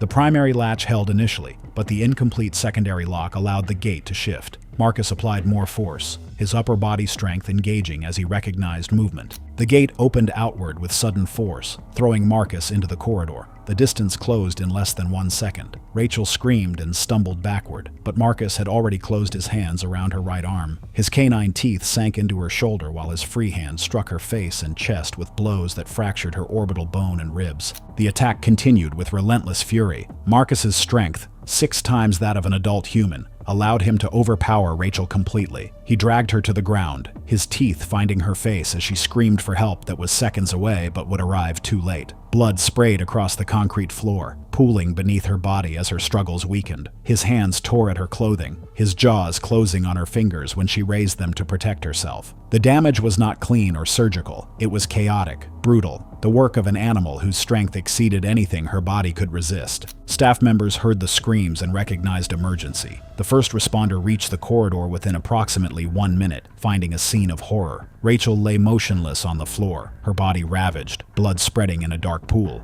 Marcus stood over her, his behavior oscillating between aggression and confused agitation, blood visible on his muzzle and hands. The responder discharged a fire extinguisher toward Marcus, the chemical cloud causing him to retreat from Rachel's body. 2 additional staff arrived with a tranquilizer rifle and darted Marcus from a distance. Paramedics arrived within minutes and attempted resuscitation, but Rachel had already lost too much blood. Her injuries were catastrophic: massive facial trauma, multiple bite wounds to the hands and arms, severe lacerations to the neck, and blunt force injuries to the head and chest that had caused internal bleeding and traumatic asphyxia. Rachel Morrison was pronounced dead at the scene. The coroner later documented the cause of death as exsanguination from multiple bite wounds, combined with traumatic asphyxia and blunt force trauma to the head. Death would have occurred within 2 to 3 minutes of the attack's initiation, before emergency responders could possibly intervene. The sanctuary investigation revealed Rachel had entered the restricted area without authorization, that the secondary gate lock had been improperly engaged due to maintenance issues identified but not corrected, and that staffing shortages had placed an inexperienced keeper in supervisory roles. Recommendations included visual indicators on all gate locks, mandatory 2-person verification protocols, and retraining regarding restricted area access. Marcus was examined and found to have acted within normal chimpanzee behavioral parameters, given decades of traumatic confinement. Sanctuary directors faced a difficult decision. After consultation with primate behavior experts and ethics review, the decision was made to transfer Marcus to a specialized facility capable of housing chimpanzees with complex behavioral histories. Rachel's family filed a wrongful death lawsuit against the sanctuary, alleging negligence in maintenance and supervision. The case settled out of court for an undisclosed sum. It was June 27, 2015. On the edge of the Florida Everglades. The airboat tour had started under a bright summer sun. It was the kind of day when the heat was strong and the water looked like it went on forever across the grass. Visitors got on the boat expecting a loud but safe ride through the marshes. No one thought the trip would end badly. Millie Thompson was 52 years old and lived in Colorado. She had recently stopped working after spending many years as a school administrator. She was known for fighting with lifeguards about posted rules at local pools. She was also remembered for calling animal control many times about neighbors whose dogs barked too much. On this summer weekend, she decided to go on an airboat tour and brought a small camera to take pictures of the wildlife in the Everglades.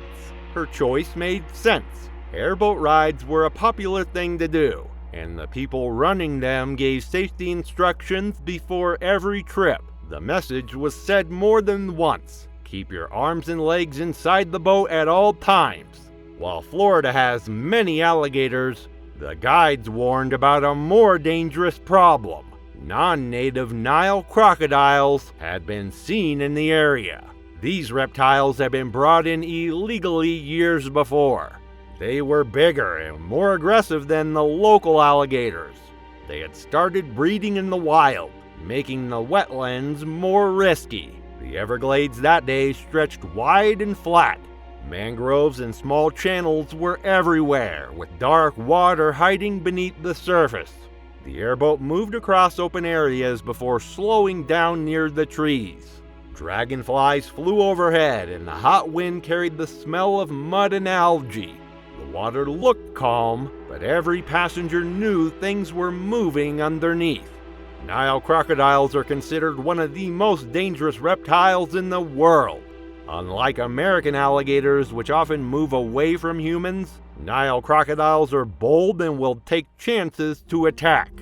In Florida, only a few of these crocodiles have been officially found, but even a small number was very dangerous. During the ride, the guide pointed out birds and patches of mangroves. Several times, he told passengers to stay seated. Witnesses said Millie got restless as the boat slowed down. She stood up and complained that the operator was going too slow. She said the ride should be more exciting. Her voice was louder than the sound of the engine. Even when people asked her to sit down, she stayed standing and kept moving her arms around. As the boat moved close to the trees, Millie leaned over the side and pointed at the water. She leaned so far that her arm almost touched the water, much closer than other passengers stayed. That was all it took.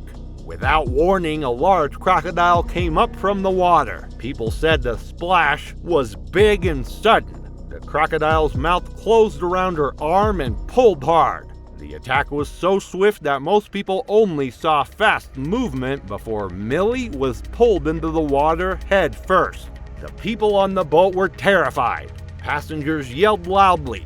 Some stood up while others held their children as the water moved around them. The crocodile rolled in the water, taking Millie under. For a second, her arm came up above the water before going down again. The thrashing was loud and echoed off the trees nearby. Then there was only rough water spreading out in circles. The boat guide told everyone to sit down while he called for help on his radio. Later that day, rescue teams searched through the swamp areas. They moved slowly in the hot afternoon. They found pieces of torn clothing in the water downstream. Her body was found floating in the current. The wounds showed what had caused her death. Word about the attack spread fast to other boat tour companies in the Everglades. Many of them made their safety instructions more comprehensive. They told passengers to stay in their seats and not make quick movements. Officials connected this incident to the problem of Nile crocodiles living in Florida waters, where they do not belong. At her school in Orlando, other teachers brought flowers to the front entrance and gathered to remember her. But for the people who had been on the boat that day, certain sounds stayed with them.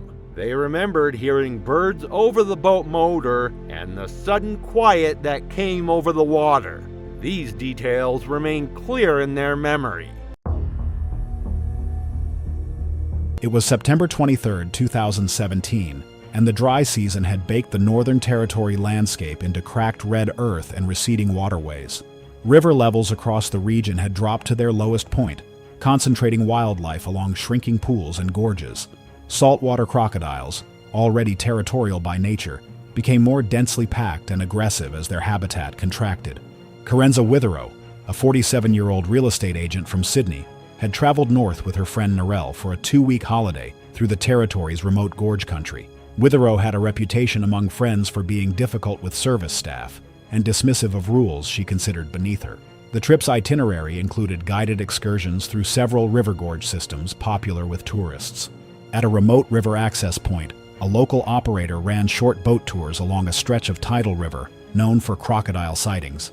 Witherow and Narelle had arrived hoping to swim at a gorge pool that appeared on a travel blog Witherow had bookmarked months earlier. When they inquired about swimming, the operator told them bluntly that the river section was closed to swimming due to confirmed crocodile presence.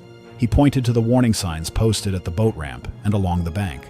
Swimming meant accepting the risk of death, and he would not be responsible. Witherow told him the blog had featured swimmers at this exact location and accused him of exaggerating the danger to sell boat tours. She pulled up the blog post on her phone and showed him the photographs, pointing at the water and then back at the screen.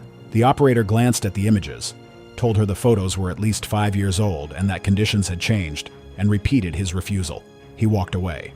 Narelle urged Witherow to let it go and join the boat tour instead. Witherow declined the tour. She told Narelle she had not driven 8 hours to look at a river from a boat.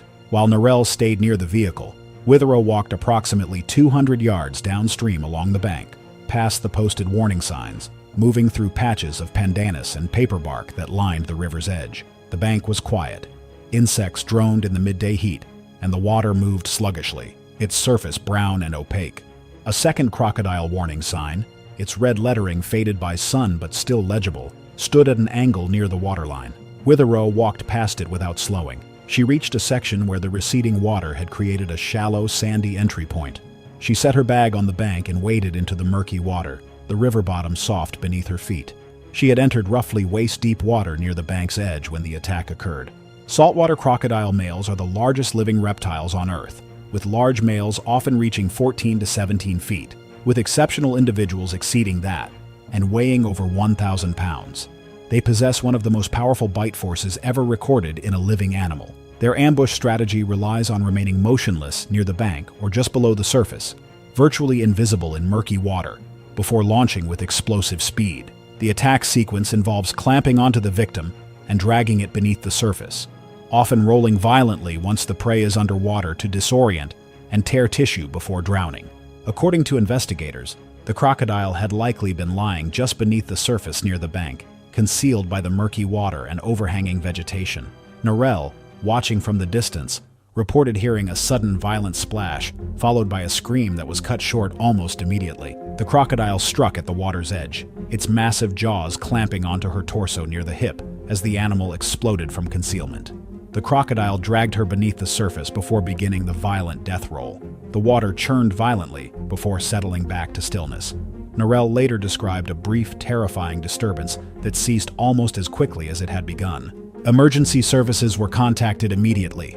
A search operation involving wildlife rangers and police launched within the hour, but the murky conditions and confirmed crocodile presence made recovery extremely dangerous. Fragmentary remains were recovered downstream over the following 2 days, consistent with crocodile feeding and caching behavior. The investigation confirmed that Witherow had entered the water voluntarily at a location clearly marked with crocodile warning signs, well outside any supervised area. The operator was cleared of all liability. It was June 5, 2018, and the morning sun filtered through lodgepole pines along a backcountry trail in Montana's Glacier National Park, where the air smelled of pine needles and distant snowmelt. The trail wound through prime grizzly habitat, dense timber interspersed with berry-rich clearings, and the Park Service had posted fresh warnings at every trailhead following multiple bear sightings in the preceding week.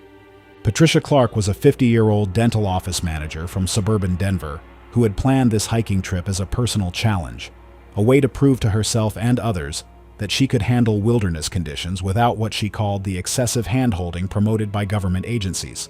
She had posted extensively on social media in the weeks before the trip, mocking national park regulations and insisting that bear danger was statistically negligible. She had purchased bear spray at a sporting goods store, but had never practiced using it. At the trailhead that morning, Patricia encountered a park ranger conducting routine hiker contacts. The ranger informed her that a sow grizzly with 2 cubs had been sighted repeatedly along the trail she intended to hike and recommended she choose an alternate route or wait to join a larger group. Patricia responded with hostility, accusing the ranger of trying to control where people could walk on public land. She set off alone, declining the offered bear safety pamphlet. The trail climbed steadily through timber before opening into a meadow thick with huckleberry bushes. Patricia stopped multiple times to photograph wildflowers and distant peaks, apparently unconcerned about making noise or remaining alert. 2 separate hiking parties passed her going the opposite direction, both warning her about a fresh bear sign ahead. She thanked neither group and continued forward. Approximately 3 miles from the trailhead, the trail narrowed and curved around a dense thicket of willows bordering a small creek. Patricia was moving quickly, eyes on her phone as she checked the GPS, when she rounded the curve and found herself less than 40 feet from a female grizzly and 2 yearling cubs. The sow was standing on her hind legs testing the air, and the cubs were behind her in the brush. Patricia froze.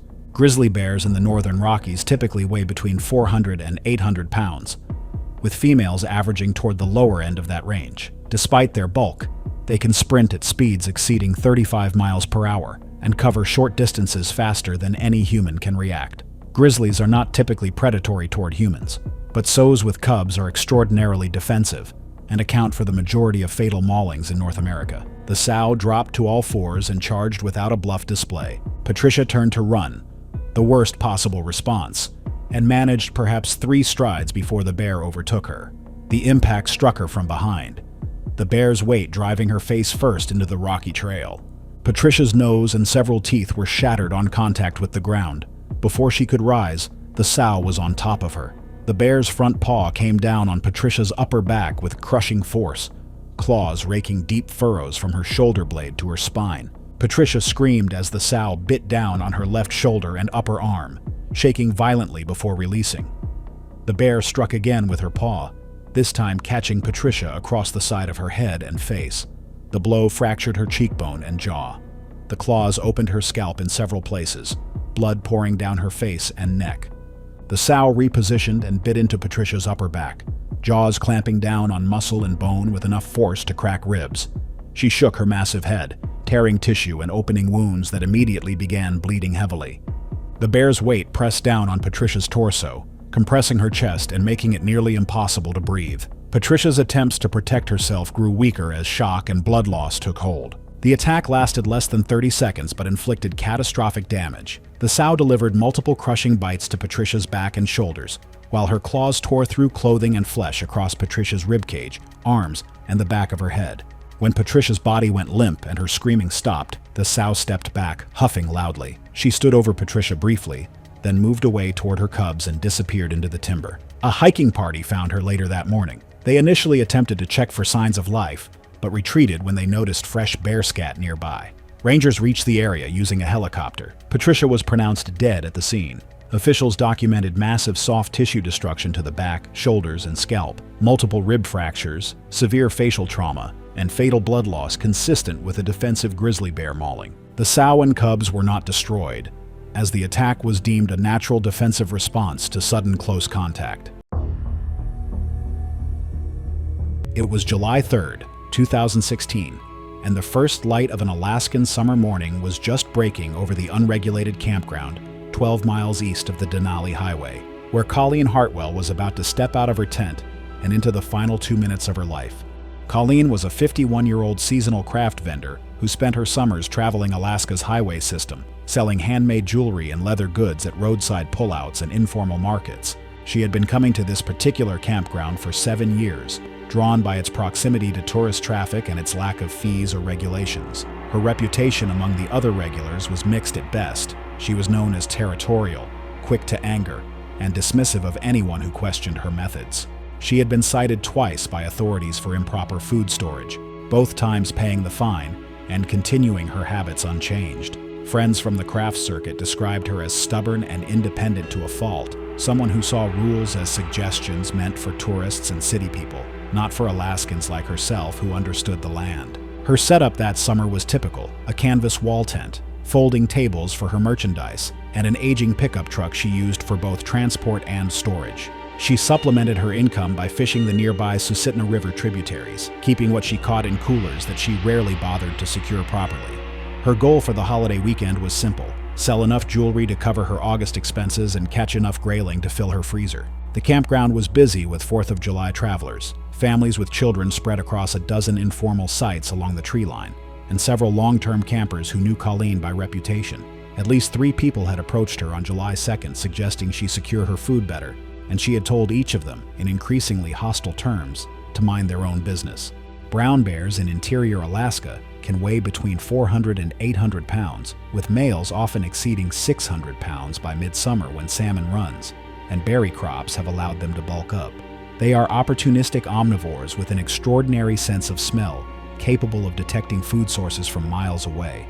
And once a bear becomes food conditioned, it loses its natural wariness and begins actively seeking out campsites, trash, and unsecured food. Wildlife biologists consider food-conditioned bears among the most dangerous, as they have learned that humans are not threats, but sources of nutrition, and they will defend food aggressively. Multiple campers reported seeing a large brown bear moving through the area on the evening of July 2nd. At least 2 people had mentioned the sighting to Colleen directly that evening when she returned from fishing. She had 3 good-sized grayling, and rather than clean them away from camp or dispose of the remains properly, she had gutted them on a plastic tarp beside her tent and placed the cleaned fish in a styrofoam cooler.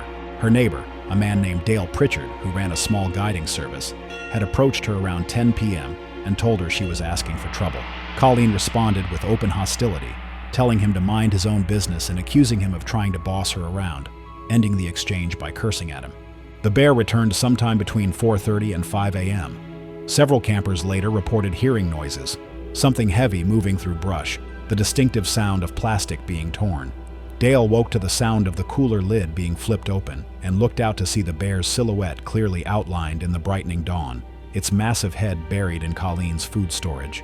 He reached for his bear spray and radio, but hesitated as the bear and Colleen's tent were nearly aligned in his line of fire, and before he could reposition, movement caught his eye. Colleen had emerged from her tent. She was wearing pajama pants and a t-shirt, no shoes. According to multiple witness statements given to wildlife troopers, she immediately began shouting at the bear, her voice loud and aggressive. The bear raised its head from the cooler. Fish remains visible in its jaws. Instead of retreating into her tent or backing away slowly, Colleen grabbed a camp chair and began advancing toward the bear, raising the chair above her head and continuing to yell. Dale Pritchard called out a warning from his tent, but Colleen ignored him. The bear dropped the fish and took 2 steps toward her, its head lowering slightly, a sign of aggression that Colleen either didn't recognize or didn't respect. She was now less than 20 feet from an animal that outweighed her by at least 500 pounds. The charge happened in less than 3 seconds. The bear closed the distance with shocking speed, its body moving with the mechanical efficiency of a predator that had decided Colleen was a threat to its food source. It hit her with its right front paw in a sweeping motion that connected with her upper chest and shoulder, the impact audible to witnesses as a distinct thud followed immediately by the crack of breaking bone. Colleen's sternum fractured on impact, ribs collapsing inward, and she was lifted off her feet and thrown backward nearly 6 feet, landing hard on her back. The bear was on her before she could move. It reared up briefly, then dropped its full weight onto her torso, pinning her to the ground. The crushing force collapsed her chest cavity further, her ribs puncturing her left lung. Her screams woke several nearby campsites within roughly 100 yards. The bear's jaws closed around her head, just above the left ear, its canines punching through the temporal bone and into her brain. For nearly 2 minutes after her screaming stopped, the bear continued its attack, biting repeatedly at her chest and neck. Her body had gone limp within 30 seconds of the throat bite, blood pooling rapidly beneath her, but the bear kept mauling the body with mechanical persistence. It bit through her upper chest, ribs cracking audibly with each compression. Dale radioed wildlife troopers, giving their GPS coordinates and describing an active bear mauling. The nearest ranger station was in Cantwell, approximately 32 miles away by road. After brutal minutes, the bear had stopped biting and was standing over Colleen's body, breathing heavily, blood covering its muzzle and chest. It picked up the remains of a fish from the cooler and walked slowly back into the tree line, disappearing into dense brush. Rangers arrived 38 minutes after the initial call. They found Colleen dead, her body lying in a pool of blood approximately 15 feet from her tent. The preliminary assessment documented massive trauma to the head, throat, and chest.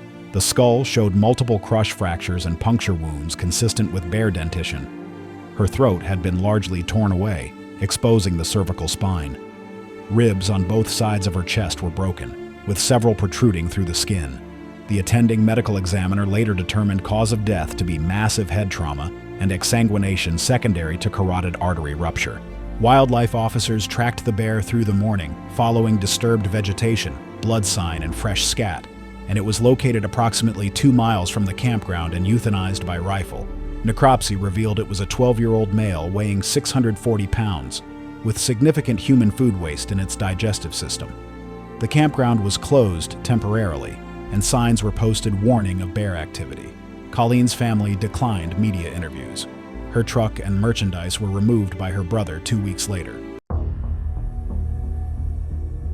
On the evening of March 23, 2015, the sun descended over Cape Coral, Florida, casting long shadows across the residential canals. The air remained warm and humid, carrying the smell of brackish water. Laura Simmons, 37 years old, possessed the particular confidence of someone who had never been genuinely wrong about anything important. She corrected neighbors on their lawn maintenance, left notes on cars parked slightly over her property line, and believed her credentials as a veterinary technician entitled her to deference in any conversation about animals. The 37-year-old had relocated from Orlando 6 years earlier following her divorce, purchasing a canal front home that she considered proof of her superior life choices. Her position at a local animal clinic reinforced her self-image as someone with special understanding of wildlife, an understanding she believed exceeded that of wildlife officials and anyone else who attempted to warn her. She carried an unshakable conviction that familiarity with alligators granted her immunity from the dangers others faced. Her neighbors, she informed them, simply didn't understand animals the way she did. Social media formed a significant part of Laura's identity. Her accounts featured hundreds of photographs documenting encounters with wildlife. She posted images handling juvenile alligators, swimming in canals despite posted warnings, and feeding turtles from her dock. She had begun calling herself a wildlife ambassador, a self-appointed title that satisfied her need for validation. Her followers numbered in the thousands, people who admired her apparent bravery. The alligator that frequented the canal behind her house had first appeared in November 2014. State records later indicated the animal was a mature male, measuring approximately 3.5 meters and weighing an estimated 270 kilograms. He had established a territory through approximately 2 kilometers of interconnected canals, patrolling his domain with the patience of an apex predator that had survived 70 million years of evolution. Laura had begun feeding the alligator in December 2014, initially tossing scraps from her dock. The behavior escalated over months as she purchased meat specifically for the purpose, establishing an evening routine. She documented each feeding with photographs, posting images that showed the massive reptile surfacing at her approach. Her followers marveled at her connection with the animal. She felt chosen, special, uniquely capable of bridging the divide between human and predator. Neighbors warned her about dangers on at least 4 occasions. Some approached her directly, expressing concern for her safety. Others filed complaints with wildlife authorities, who dispatched officers to speak with her about the illegality and danger of feeding alligators. Laura dismissed these concerns. She explained that this alligator recognized her specifically, that he associated her with food rather than viewing her as prey, that she had established a bond transcending typical human-wildlife interactions. During the early evening of March 23rd, Laura carried a plastic cooler containing raw chicken to her dock. The evening light had softened to gold, creating ideal conditions for photographs. She set the cooler down and walked to the water's edge, scanning for the familiar shape.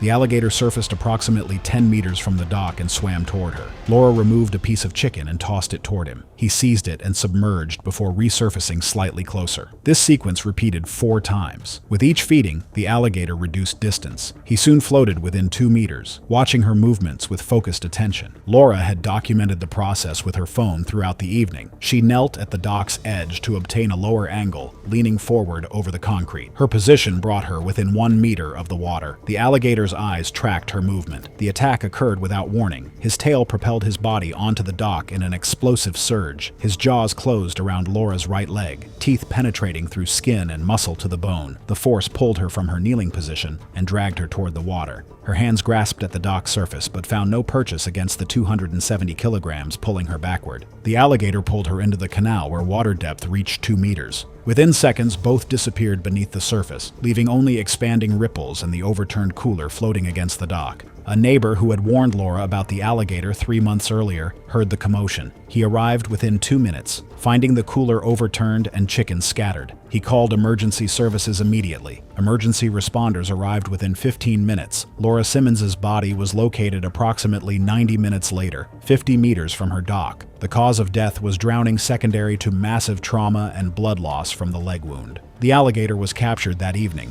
and euthanized. Her phone was found 4 feet away, screen cracked, but memory still intact. Footage from the incident was kept away from the public due to its graphic content, and her social media was eventually terminated to avoid giving ideas to watchers. Wildlife officials emphasized that feeding alligators conditioned them to associate humans with food, dramatically increasing attack likelihood. They noted that at least 3 formal complaints had been filed in preceding months. The officers who had spoken with her remembered her confidence, her certainty that she knew better. Laura's death illustrated how familiarity could erode the caution that kept humans safe. She had believed her experience granted her immunity from rules that applied to ordinary people. The alligator had believed nothing at all. It had simply followed patterns encoded in its DNA over 70 million years.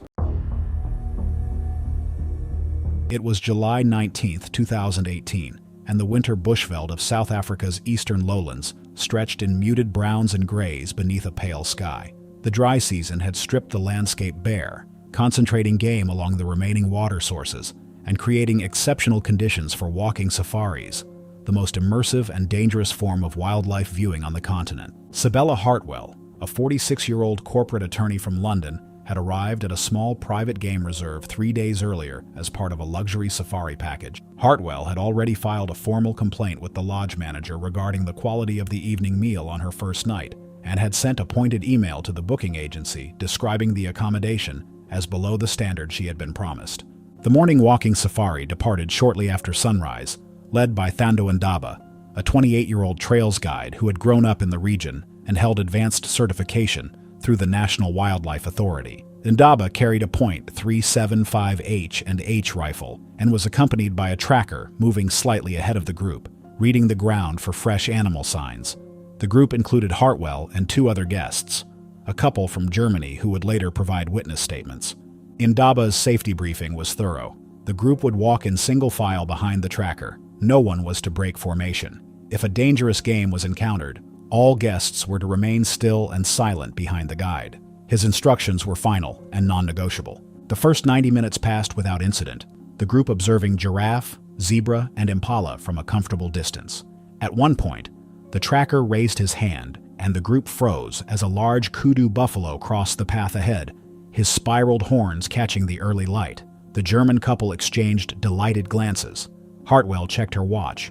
She grew visibly impatient, complaining that the pace was too slow and the route too predictable. She told Ndaba she had not paid for a nature walk, and that she had expected a dangerous game by now, not antelope. She demanded he lead the group toward a waterhole she could see in the distance, roughly 300 yards off the route Ndaba had chosen for the walk, where dark shapes were visible in the bush. Ndaba explained that the shapes were almost certainly Cape buffalo, and that approaching a waterhole where buffalo were drinking on foot was extremely dangerous. He had observed a solitary Daga boy in the area on previous walks, an old buffalo that had been expelled from the herd, which are widely considered the single most dangerous animal to encounter on foot in Africa. Hartwell dismissed his assessment, telling him that she had been on walking safaris before and that his reluctance was an embarrassment to the lodge. The German couple attempted to mediate, but Hartwell cut them off. She told Ndaba she would be contacting the reserve owner directly and that his guiding career at this lodge was finished.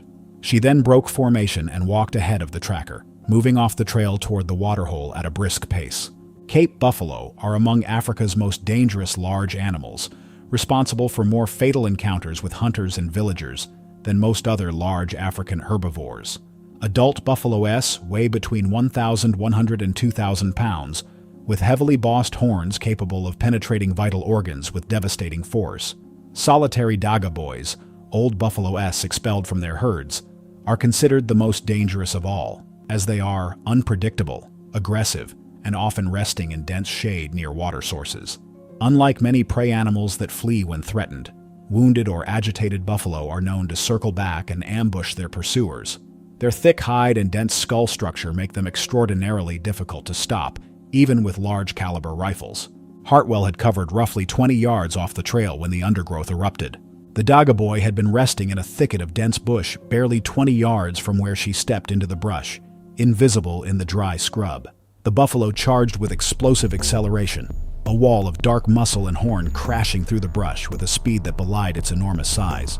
Ndaba shouted and raised his rifle, but Hartwell was directly in his line of fire. The buffalo's right horn caught Hartwell in the abdomen, the impact driving her backward off her feet as the animal surged forward. The horn drove deep into her abdomen, and the buffalo shook its massive head once before throwing her to the ground. The buffalo trampled across her torso as it surged past, then wheeled and crashed back into the thicket. Ndaba reached Hartwell within seconds, rifle ready in case the buffalo returned. The horn had caused a deep, penetrating wound to her abdomen, and the impact had collapsed several ribs.